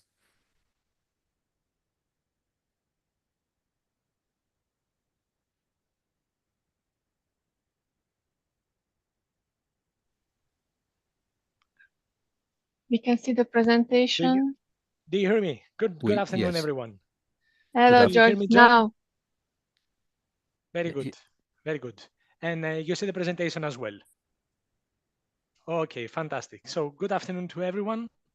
I'm George Kostakis, coordinator in the Department for VET and Qualifications in CEDEFOP. And together with George Sisimos from ETF, we will present to you the results of our joint analysis on the implementation of the EU priorities on VET teachers and trainers. A couple of words about our organizations. CEDEFOP and ETF are decentralized agencies of the European Commission. CEDEFOP is based in Thessaloniki in Greece, and ETF is in Torino in Italy. CEDEFOP provides research and analysis, and we support the European Commission, the member states, the social partners in the design, promotion, and implementation of policies on VET skills and qualifications. Yorgos will tell you a little bit more about the ETF later on. The two agencies have been monitoring the so-called European cooperation in VET, the Copenhagen process, for about 2 decades, and our mandate has been renewed in the Council recommendation for VET that the previous speaker talked about, the Osnabrück Declaration and the Herning Declaration 2 weeks ago. As you heard from Koen, support to teachers and trainers has been at the center of EU priorities for years, and it has been intensified. In our presentations, Georgios and me will give you details on how this priority has been addressed in the last years. And let's start by looking how this is taking place in the countries. In line with the Council recommendation on VET, the one that Koen talked about in 2020, countries following this submitted their national plans for VET. They did it in 2022, describing how they will implement the common EU priorities in VET. within those, teachers and trainers. These plans are based on the national strategic documents for VET and related areas, such as skills, youth, research and development. They're based on the European semester programs and the recovery and resilience plans. And they reflect national consultations in most countries with social partners and other relevant stakeholders. And they cover the period of up to 2030 and in some countries beyond. So you see there on the slide 3 topics, and these 3 topics is what CEDEFOP's analysis shows, also ETFs for the candidate countries, and what those national plans are describing. First of all, they talk about countries focusing on initial and continuing professional development of teachers and trainers. Secondly, collaboration and peer learning. Third one, the recruitment and retention strategies. These are the key trends that we see that they describe in those national plans for VET. On initial teacher education, programs are being updated to integrate modern pedagogies and to a great extent digital skills. This is where we see countries focusing a lot in the last years, ensuring new teachers are equipped for innovative teaching methods. And we see that in Latvia, we see that in Estonia, just a couple of examples. On CPD initiatives in many countries, actually about 13 countries, as we have seen in their national plans, countries prioritize training in digital competencies and the use of digital tools for teaching and learning, together with the development of online platforms to build digital teaching capacity. And some examples of those 13 countries that I referred to, we've seen this in Latvia, Netherlands, Finland, in Poland. Fewer countries, though, focus on preparing teachers and trainers for the green transition. But we see this, we expect this somehow to grow as green skills are gradually embedded into VET curricula and qualification standards. We've seen example of these in Germany, in Slovenia, in Spain. All those reforms ensure that teachers can adapt their practice to evolving societal needs, and they guide learners effectively through digital and green transitions. On the second topic that you see on the slide, collaboration between training centers and companies to promote peer learning, in-company trainers and mentors, they bridge theory and practice. They support learners directly in the workplaces. We do find example of those measures in Italy, Bulgaria, and Denmark. Trade unions promote the professionalization of in-company trainers through mobility and competence development initiatives. And we've seen that slowly happening in Poland, but even before in Finland. Communities of practice strengthen peer learning by enabling teachers, trainers, and mentors to exchange experiences and innovative methods. On the third one, recruitment and retention of teachers and trainers to make the profession more attractive, we see countries introducing pathways for professionals from the labor market to enter teaching, bringing the practical experience directly into the classrooms. And we see examples there in Latvia and Poland, among some other countries. Developing clear career perspectives and opportunities for advancement helps strengthening long-term appeal of the profession. And we've seen there efforts by Italy, Netherlands, and Finland. But at the same time, we see policies promoting the well-being of teachers, such as measures to reduce workload, to manage stress, to improve working conditions. And these are becoming essential for preventing burnout and ensuring stability in the teaching workforce. And we have examples on that from Latvia and the Netherlands. But let's have a more closer look now into the involvement of trade unions and how they shape and implement VET policies for teachers and trainers. First, they do this through participation in governance of VET, as we see, and skills. They influence teacher education qualification standards.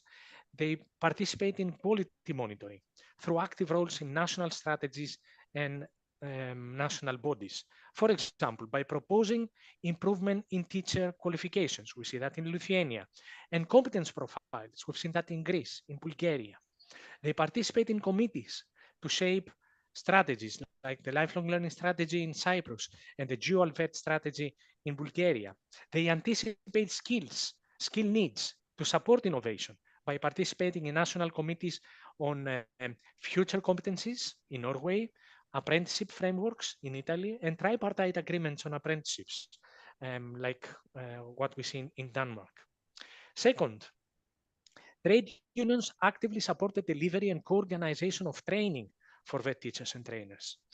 They make sure that they develop the strong technical and pedagogical skills for teachers and trainers. Some examples include the organization of teacher training in companies in Poland, digitalization programs for teachers in Spain, in-company learning partnerships in the Netherlands. And they're also involved in mobility and international cooperation. All these initiatives, they do promote the knowledge transfer, capacity building, and they prepare teachers to meet the evolving challenges. The third topic that you see on the slide refers to trade unions promoting dual vet, work-based learning, by building strong social partnerships that links school and labor market. They support the expansion of apprenticeship. We see that in Denmark. They strengthen apprenticeship frameworks in Italy, and they co-develop national visions for the dual vet, as I have already said earlier on about Bulgaria. All these initiatives, they do create new roles for teachers as mentors, as coordinators, and they create bridges between education and training and companies, ensuring work-based learning is relevant and effective. So these are a few examples on the trends we see as main topics in the national plans on one hand, and the trade unions' involvement in supporting those. And with that, now I'd like to give the floor to Georgios Zismos from ETF to continue the presentation and say a few more words about the topics. Thank you, George. Can you hear me? Yes. Yes. Okay. So thanks a lot, first of all, to ETUCE for inviting us to the enlarged ETUCE committee. Always a pleasure to be here. Let me say that while you have this strategic discussion here in ETF as we speak today, we are discussing exactly our strategic vision for post 2027. So this comes very, very timely, and I can say that in our mandate, which is to work with countries outside the EU, indeed, teachers and trainers has a very special place. And of course, the platform, the political platform offered by Osnabrück and now by Herning can help in this follow-up. So a few comments generally on what we pay attention to ETF before I go straight on this slide. So teachers' professional development is a long-standing cluster within our work program. We pay a lot of attention on supporting teachers in working with key competences, and this is direct support to teachers, but it's direct support also to policymakers to make sure that teachers find that space and time to work with key competences. We work with networks, so much of the work we do in countries outside the EU is through networks, and the community of innovative educators is a very special one. Regarding support to countries outside the EU for cooperation through the EU platforms, and I'm talking about ACVT, DGVT platform, the Advisory Committee for VET, and the Director General's Committee for VET. ETF has a platform, has a network, it's called GLAD, and all these discussions, either Osnabrück and the elements for teachers, but also others, and Herning will come into these discussions. And of course, ETUCE is a partner in this discussion. Now, let me go straight to this slide, challenges related to teachers and trainers. And what you see here, first of all, let me say that challenges in member states and challenges in candidate countries, they are pretty much aligned. When there are, let's say, outliners, I will mention them for the candidate countries, and they apply for 5 candidate countries. Just to note that with the Herning Declaration, we have the addition of new candidate countries, Moldova, Georgia, and Ukraine. This was not the case for Osnabrück. So aging population, of course, the trend for teachers and trainers follows the general trend on population and demographics. So we're talking about an aging population also for teachers, meaning that the average age of teachers is growing. This has two implications. Of course, one is to train and teachers in order to adapt to the needs of a changing population, an aging population, but at the same time, skills for teachers themselves to work with new technologies or let's say changes in the labor market. We see teacher shortages. This is a general picture. However, in some cases that is not the case. There are still countries where you have lists for the teachers profession, and countries where the proportion between teachers and students is quite low. In North Macedonia, there are cases of 1 teacher per 6 students. Low motivation. This is a challenge that needs to be addressed. Is linked with of course the working conditions of teachers, is linked with the multiple roles that teachers are need to play nowadays, and that needs to be reflected into the policies. Rapid sectoral changes, of course, for teachers and trainers in the VET domain, that is quite crucial, especially with the changes in technologies and the new era of artificial intelligence. Of course, this has an impact on sectors, on economic sectors, and therefore demands a different sort of preparation, development, and support of teachers and trainers. And embracing the digital and green transition, again, this has been a challenge also in the years before. It is the case now, and it's something that policies need to address further. If we go to the next slide, so these are the key takeaways. These are not necessarily, these are comments where with CEDEFOP we would like to see further developments. And of course, trade unions are strategic partners, not just stakeholders. They are involved in VET teacher education and can be involved, can guarantee better working conditions. That needs to be reinforced. It comes out as let's say a recommendation from our side following the analysis that George spoke about.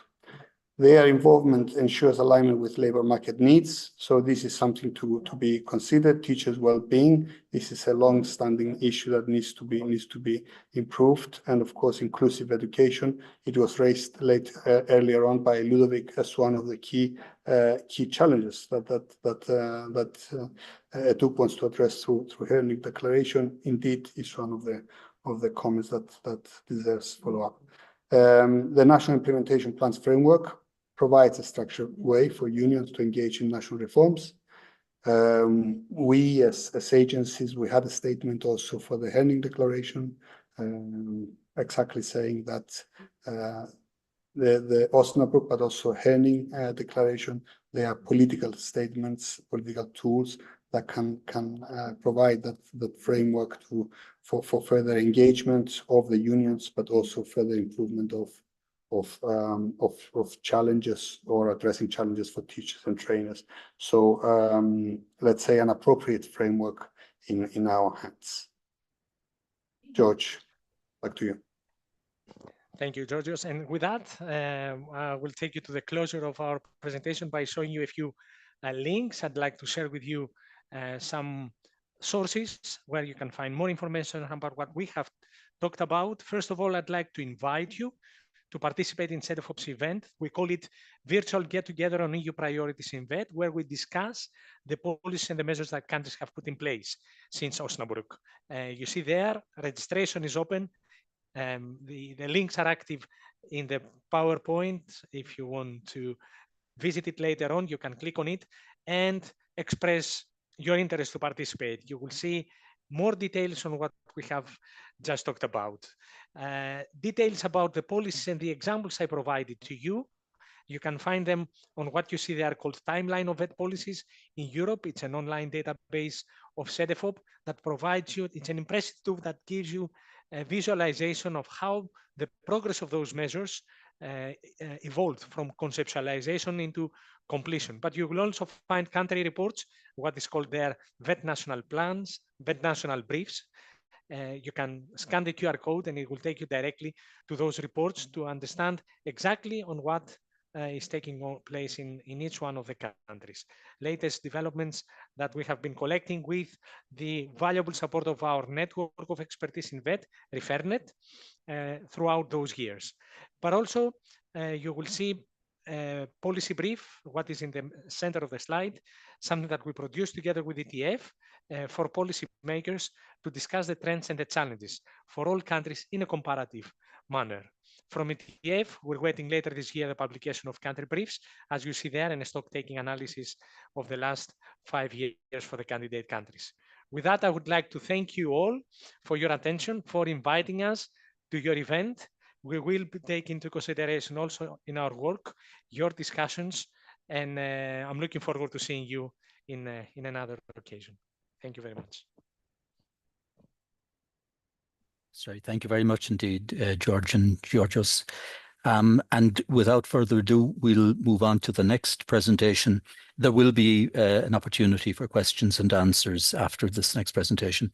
So this is upcoming actions that will influence VET teachers' work within the Union of Skills.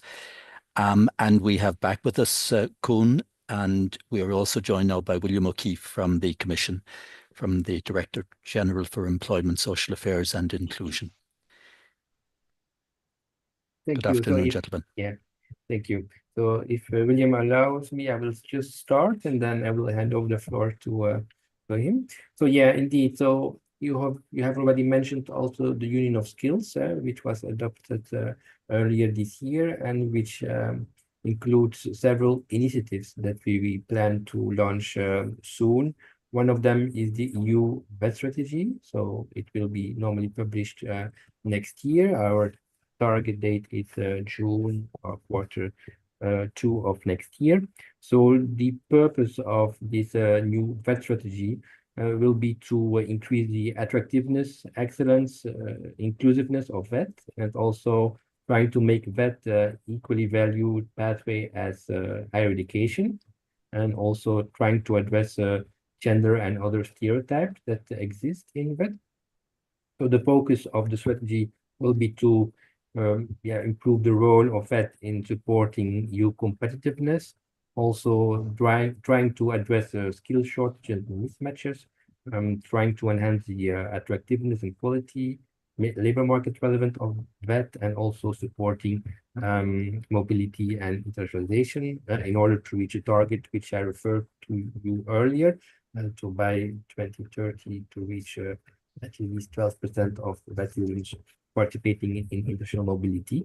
So that's a bit what we plan. So in order to come up with this strategy, we will also launch some evidence and also consult stakeholders, social partners, teachers as well. On the one hand, we of course work with the bodies like the ACVT, DGVT, and also PES network and other relevant networks. We will also launch an open call for evidence, for which all stakeholders can submit. This is planned after summer. We also will base our work on studies done by CEDEFOP when it comes to, for example, attractiveness of VET, and also on citizenship education in VET. This will also be used as a source to develop our strategy. And of course, your input will also, of course, be very much appreciated in this context. As I mentioned, you will hear from us in due course to also feed your ideas into our work. So that's a bit the plan. And then another initiative which is very relevant for this meeting is the upcoming teacher and trainers agenda, EU teacher and trainers agenda. Also for this instrument, we will develop a consultation with stakeholders, with you as well, with ETUCE as well, of course, in the coming weeks. We will be certainly strongly involved in this work as well, in the preparations, so that we have also your feedback and opinion on board. So that's a bit what we have in the pipeline. Another element is the skills portability initiative, which will then be explained by William. So I hand over now to William, who will explain more in detail these elements. Yeah, thank you. Good afternoon, everyone. Thanks, Koen, and thanks, colleagues, and thanks, Agnes, for arranging the invitation. I'm happy to be speaking to you. Like Koen said, I'm here to introduce you to the Skills Portability Initiative and really maybe flag this initiative in your mind, in your bookmarks, that there's more to come. It is also one of the actions that was announced as part of the Union of Skills, and really it is looking at is simply looking at the structures, mechanisms, systems, and tools that we have in place. There are many established EU tools and legal frameworks to make it easier to ensure that a skill acquired in one country can be recognized and understood in another. This idea was first announced in the political guidelines for this new commission. So last year, at the outset of this, the mandate for this new commission, the president of the commission put in her guidelines that we need to ensure that we can all benefit from high level skills irrespective of where they are and how they're acquired, and that really within a single market, within a competitive single market, we need to ensure a sufficient supply and demand of skills, to really ensure a sufficient delivery of essential services, essential skills, and also giving so that we can attract talent and also ensure that we're competitive. And so the framing for this this objective is now within the Skills Portability Initiative, which is a key action announced in the Union of Skills. Within the Union of Skills, it's there are 3 actions announced. One, the first is that we're exploring the need for a potential legislative proposal to address barriers around mobility in general. So we've 20 to 30 years of cooperation on in the area of education and training at the EU level, and within that time frame developed tools like the European Qualifications Framework, Europass, EURES, and tools like digital credentials.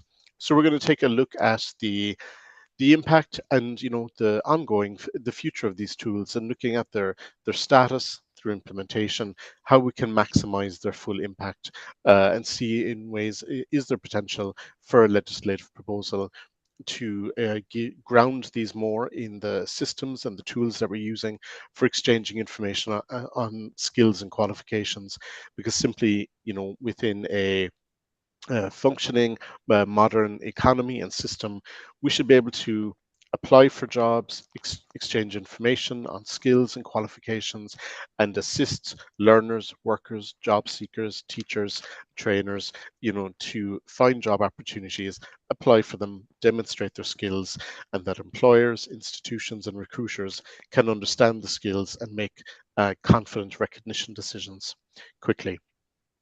The second action then is that we are going to look at actions to facilitate, expand, and modernize recognition processes for regulated professions in the EU. And within the EU, there are thousands of regulated professions, including in many member states that the profession of secondary school teacher, primary school teacher, kindergarten teacher, and nursery school and preparatory school teacher are regulated, by which we mean, there are national laws or administration or rules around the types of qualifications or skills and qualifications that you need to access and practice in that profession.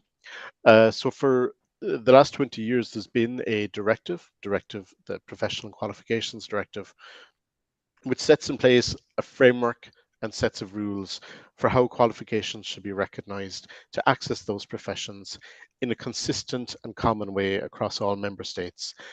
So, as part of the Skills Portability Initiative, we're going to be looking at really the functioning of the directive.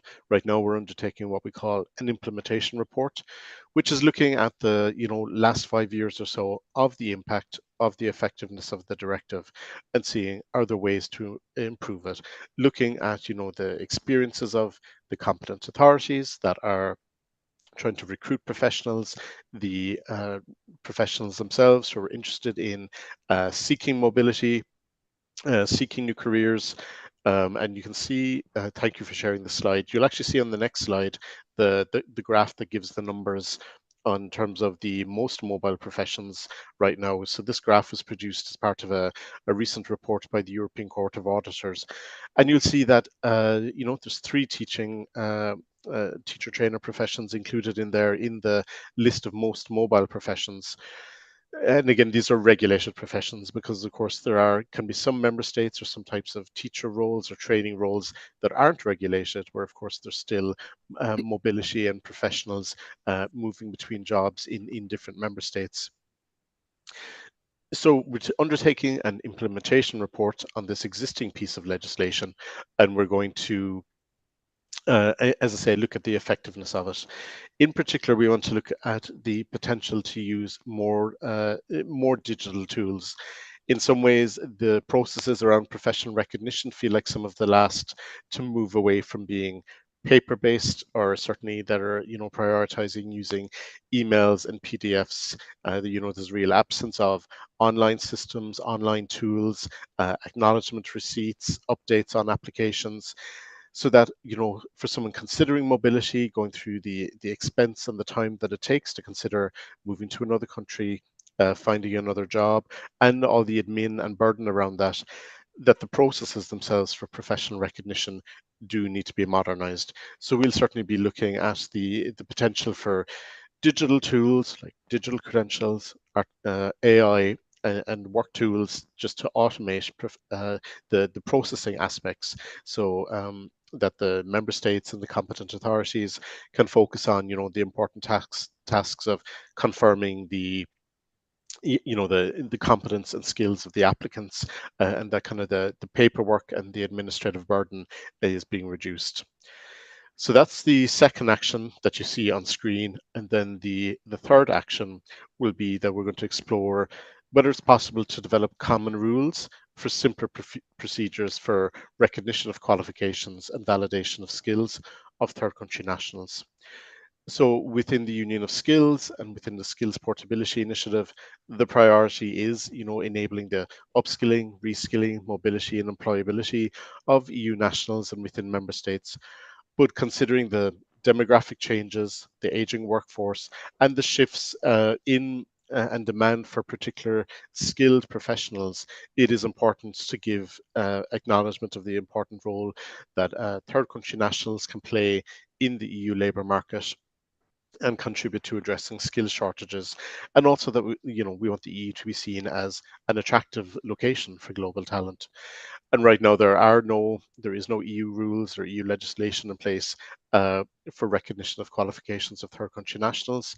It differs per member state, and it differs also really per profession, and within that, and really there's a huge amount of inconsistency and differences and real burden in the way that a lot of systems are run right now. So we're going to explore the potential of developing common rules, but importantly, common rules only for the procedures themselves. For example, the idea that there should be deadlines, there should be a right of appeal, there should be possibility to get compensation measures where there are skill gaps for the professional that's applying, but this won't in any way touch on member states' rights to manage their legal migration, or indeed to look at how they regulate professions. And that's, this applies also, of course, for the case of Action 2. That when it comes to the regulation of professions, firstly, the choice to regulate a profession, whether you do or do not regulate a profession, is the responsibility for a member state. And then how you go about setting the standards, the quality criteria, the training and the organization of the profession is always going to be a member state competence. And, we'll always respect that in the competences that in the 3 proposals that we're looking at. So that was a race through, but as I said, this is it's important that we want you to signal to you to be aware, follow the development of these 3 actions under the Skills Portability Initiative, and there will of course also be a call for evidence and a public consultation coming before Christmas, and of course your input to that will be key as part of the development process. So thank you. I'll pause there. Thank you very much indeed, William, and thanks also to Koen. And I'll just make one observation, if I may. It has to do with the Union of Skills, and I think it would be remiss of me not to mention our acute disappointment at the governance structure as currently proposed and the exclusion of specific trade union representation from the most senior of the governance mechanisms and structures. That is something that we would strongly encourage the Commission to consider further. But that said, we now have an opportunity to raise issues, questions, or make observations in relation to any or all of the three presentations that we've heard. And once again, thank you very much indeed to the presenters for what were very content-rich and forward-looking presentations. Again, the first, Agnes, I could accuse you of operating a type of monopoly here, but I won't. But Agnes, I think yours is the first hand to show, and Tatiana, yours is the second. Thank you very much, John, and thank you for all the presenters. I also would like to announce that there was a little discussion here in chat. Unfortunately, one of the presenters, George Sissimos from ETF, had to leave. Okay. Apologies, and we are really happy to continue the discussion bilaterally with him and ETF colleagues about VET teachers in non-EU countries. All the discussions, all the presentations are very exciting for me because I'm working on vocational policies and I have a million questions which I really try to cut. But I would like to ask Koen concerning, I think it's very exciting that one of the ECAVET, the quality assurance indicators, are suggesting to countries to improve quality of vocational education by investment to teachers training. And I wonder to what extent do you follow it up? Do you think, do you see that there has been really improvement just because of the ECAVET indicators? And how can teacher trade unions themselves can be involved? The other question is, I was very excited about the presentation of George Kostakis from CEDEFOP. Of course, you monitor the national implementation plans of countries, and many of them are focusing on teachers. At the very start of my presentation in this event, I mentioned that we had a very proactive, progressive policy paper as teacher unions on providing teacher training also in company because of the technical changes. And I was very happy to learn that several countries like Poland, Netherlands, they are focusing on actually on that. But when you are receiving the national implementation plans, are you also checking how many countries really consulted with trade unions, especially teacher trade unions, on these plans and how they will involve them in the implementation? And to what extent are you consulting with social partners in checking up whether these plans are really related to truth, or some of them are just a little bit more shiny as the reality is? And my remaining question is about, again, to Koen, about the VET strategy, the upcoming VET strategy. I understand it will be published already in the middle 2026. And it would, as you said, it would really focus on competitiveness. But my problem is that what we see in vocational education, that the equal access is an issue, quality is an issue, and another problem is how to provide not only labor market related skills, but also skills for citizenship. For example, in many European countries, radicalization is increasing, violence against teachers, violence against other students, and specifically in vocational education. Do you think this VET strategy will focus on these topics? And how can we as teacher trade unions influence it? Because you mentioned ACVT, DGVT, I know about it, very few colleagues here, but many of the teacher trade unions are not involved in these bodies. So besides of a call for evidence and public consultation, how can we be involved? And about William, I'm very happy for the presentation on Professional Qualification Directive. We have a position paper, I put it here in the chat, because we see that mobility of teachers is indeed are very high among the mobility of professionals. But as it is a regulated profession, it's very difficult to wait for 4, 5, 6 months to really check the degrees, the diplomas, or the competencies. And what we suggest in this position paper is how can national authorities help really teachers that during their time of waiting for accepted to be a full teacher in the country, what kind of teacher training they can receive, what kind of language course they receive. Do you think that the skills portability initiative will pick up also certain elements in relation to certain professions? Thank you. And Agnes, I think maybe George, the one of at least of those questions was specifically put to yourself, and the other to Koen. Yes, I can take one if you want me now. Please. Very good. Spot on, Agnes. In relation to the preparation of the national plans for VET, this to a great extent has been done by consulting at national level existing committees. In most of them, there have been social partners, to a lesser extent, trade unions. So we see there mostly employers being consulted in setting up the national plans for VET. The examples I provided were not only intentions, they are the result of the analysis we have done in the last 4 years.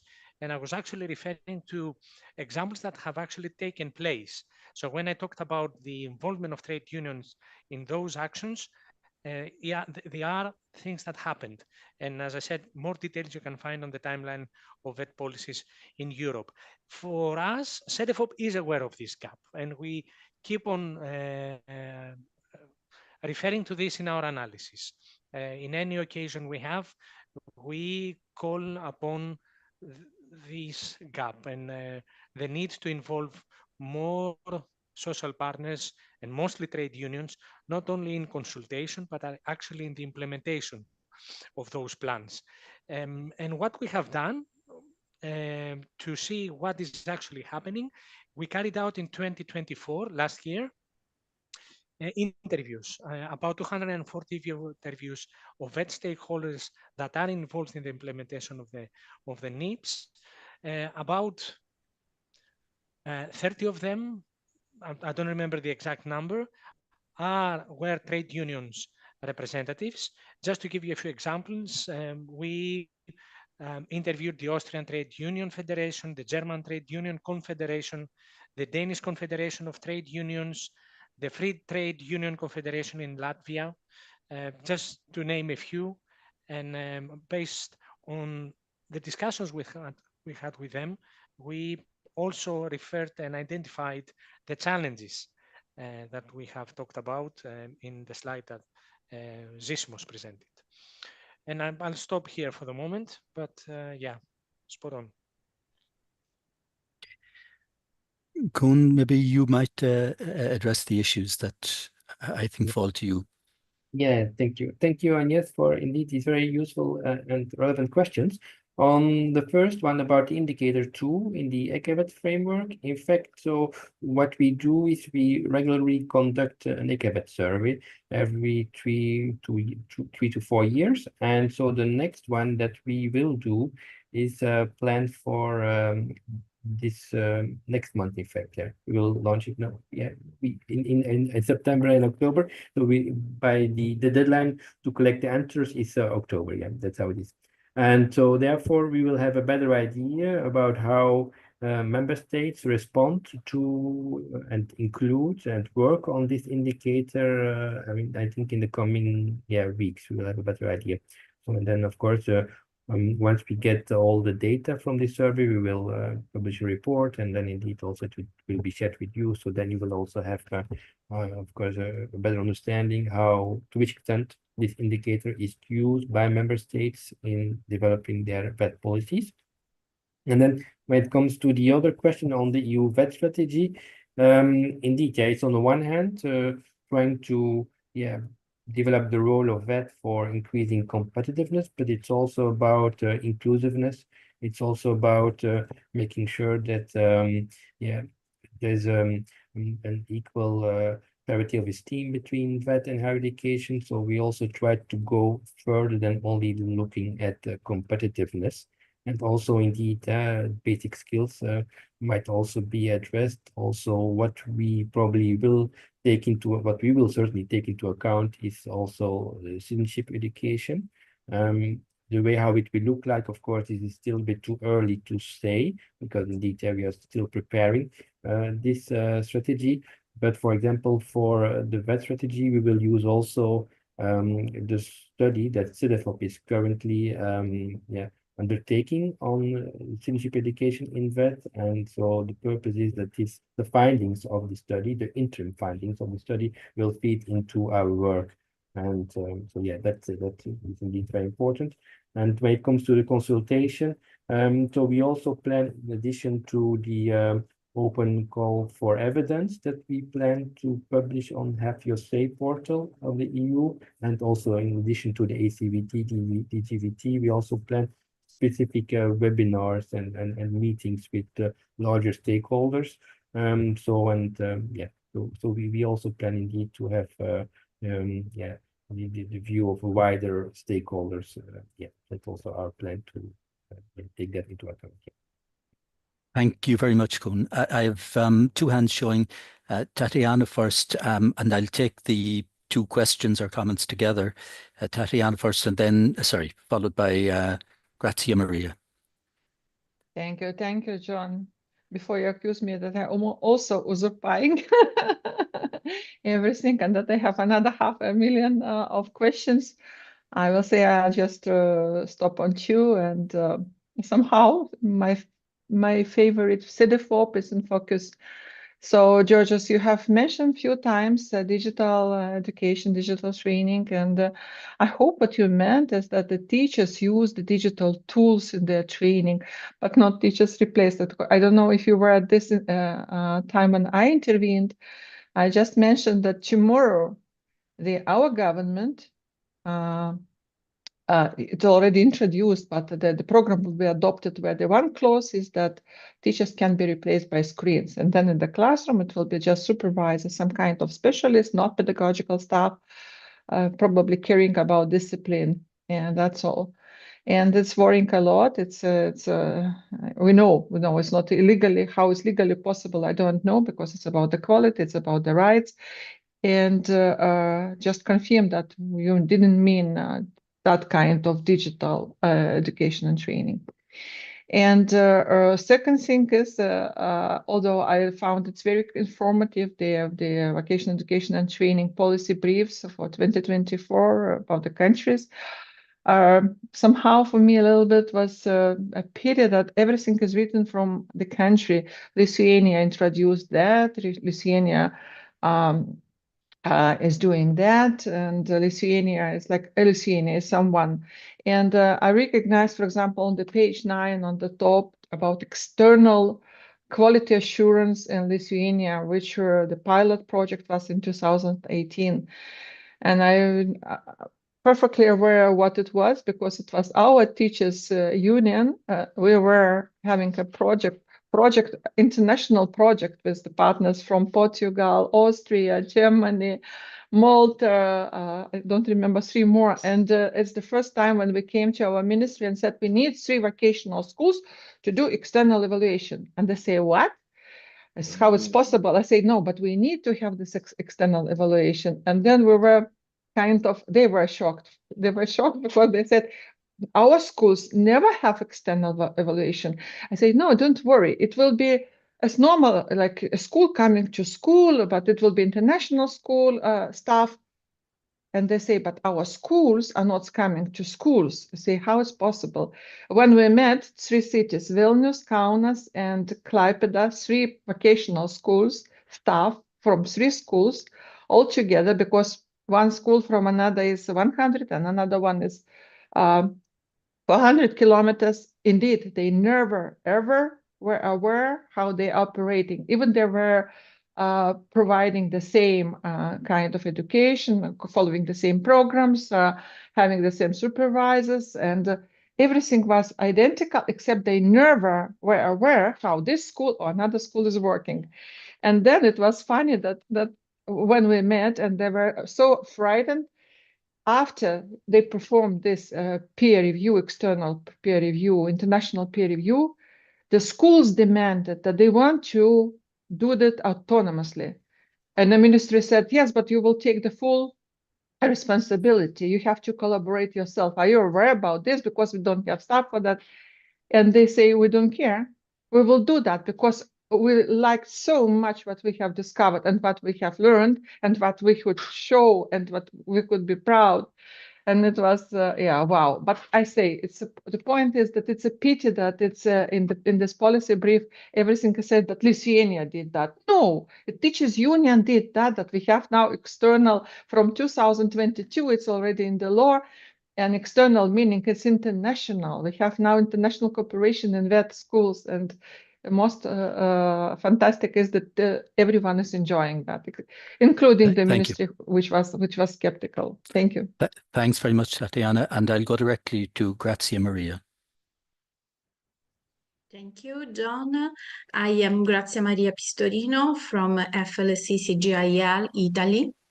Thank you for the initiative. It is a very important topic for the FLSC CGIL. The topic isn't just about the vision of schools and education, it's about a vision of society and the relationship between individual growth and their citizen right. I would like to reiterate here that the FLSC, like CGIL, believes that professional and work-related training is fundamental and values a comprehensive education rather than a free market economic model that dictates market decisions regarding education. At this point, I would like to highlight the Italian case of the reforms implemented by the Meloni government and the Minister of Education, Valditara, specifically in the technical and vocational educational sector. This is an attempt through an already approved reform to shorten schooling from 5 to 4 years, reduce the time available for general education, and increase direct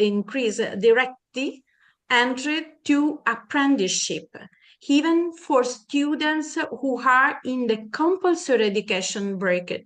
In Italy, compulsory education up to age 15. Other problem is the introduction of the possibility for companies to co-plan the school curriculum. It's take away the pedagogical and didactic autonomy of the educational sector. It is therefore essential social dialogue, because this option is not available in Italy. We have not been listened to. Indeed, as the FLSC-CGIL, we have forcefully demanded the gravity of these reforms for 3 years, and we have never been listened to. In fact, we are often attacked for our position. Our key demand in these hours and months concern teacher pay. All teachers are paid below the European average and below that of public employers in Italy. This is the main news of the moment. Therefore, we are calling for funding for public education. It is necessary to find a way to achieve effective relation with trade unions with European rules. We believe that today's debate, and especially the question that will be raised, are crucial for joint action by European education unions. Thank you. Thanks very much, Grazia Maria. And I think maybe you've raised a critical point for us, which is the difference that often exists between how a country, through its ministry, will represent what it's doing and how, if you like, teachers and learners experience what is being done. So the gap, I think, that you addressed already, I think it was you, George, in in your response. There was one specific question that Tatiana asked, and I think it was I think she was hoping for confirmation that her worst fears were not being realized in relation to possible replacement. Yes, yes, indeed. Actually, that's the news you shared about what's happening in Lithuania, Tatiana. That's very worrying, and definitely that's maybe an area that we should look into the future, because if that's happening in Lithuania, maybe it's happening elsewhere. Definitely a research area for CEDEFOP to see, what are the consequences for those policies. But I want to reassure you that what I was referring to was not about what you said. And it is about improving teacher and trainer digital skills. It is about supporting them to teach using digital tools and materials, like developing digital learning materials, preparing e-learning modules, that kind of stuff. Yeah. So this is what we have come across in our analysis. Thank you very much indeed. And I'd just like to thank William and George very much indeed for the very rich presentations that they gave us, and the more or less ample food for thought. I'm sorry, John, we are losing you. Okay. Can We you hear me cannot now? very, very badly. If you could switch off the video. I'll switch off the video. Maybe for a moment. And there were some comments, I think, maybe to Koen and William, comment some questions. I think so. I also had connection problems. I heard so the question from you, Agnes. Thank you. I will be sure to I take note of the position paper and we'll factor this into the analysis. As I say, we have what's ongoing right now, an implementation report on the implementation of the directive. The directive, though, does focus on a very specific aspect, an important aspect. It is the recognition of qualifications.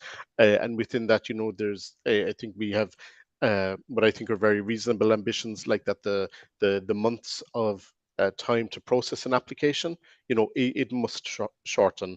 We just can't have all this dead time or this unused time where a professional is waiting to get an acknowledgement receipt or a final decision.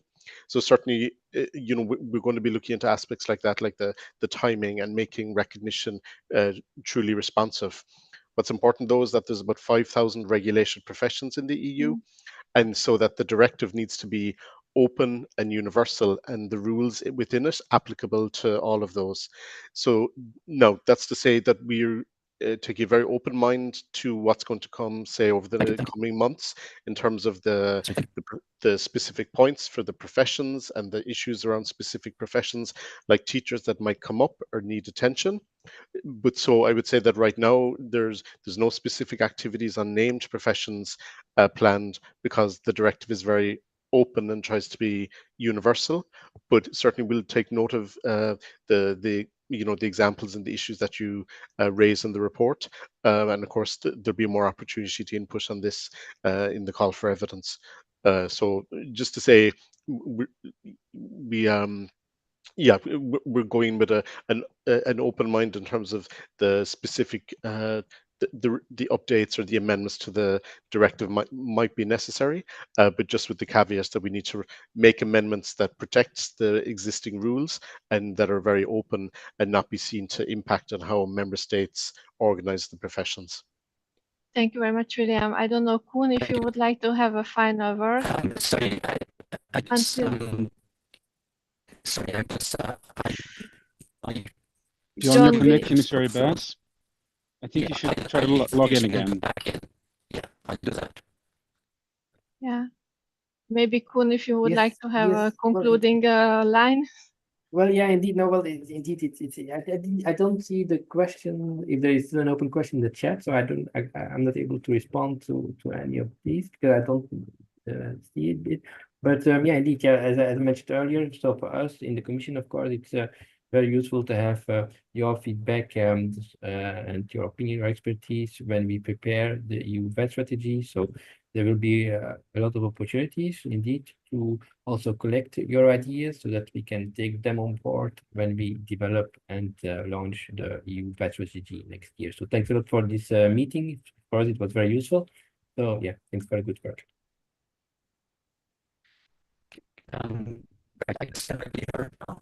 Jan, you are muted. Thank you very much for all the speakers. Yeah, I think I'm gonna take over from John at the moment. Thank you And all. I was doing the conclusions anyway. So first of all, thanks to all the speakers. I don't know about you, but it's been a lot of information up till now, and trying to make sense of that. And of course, for us, it's our daily job. So you know, the connections are being made, but I understand looking for the national level.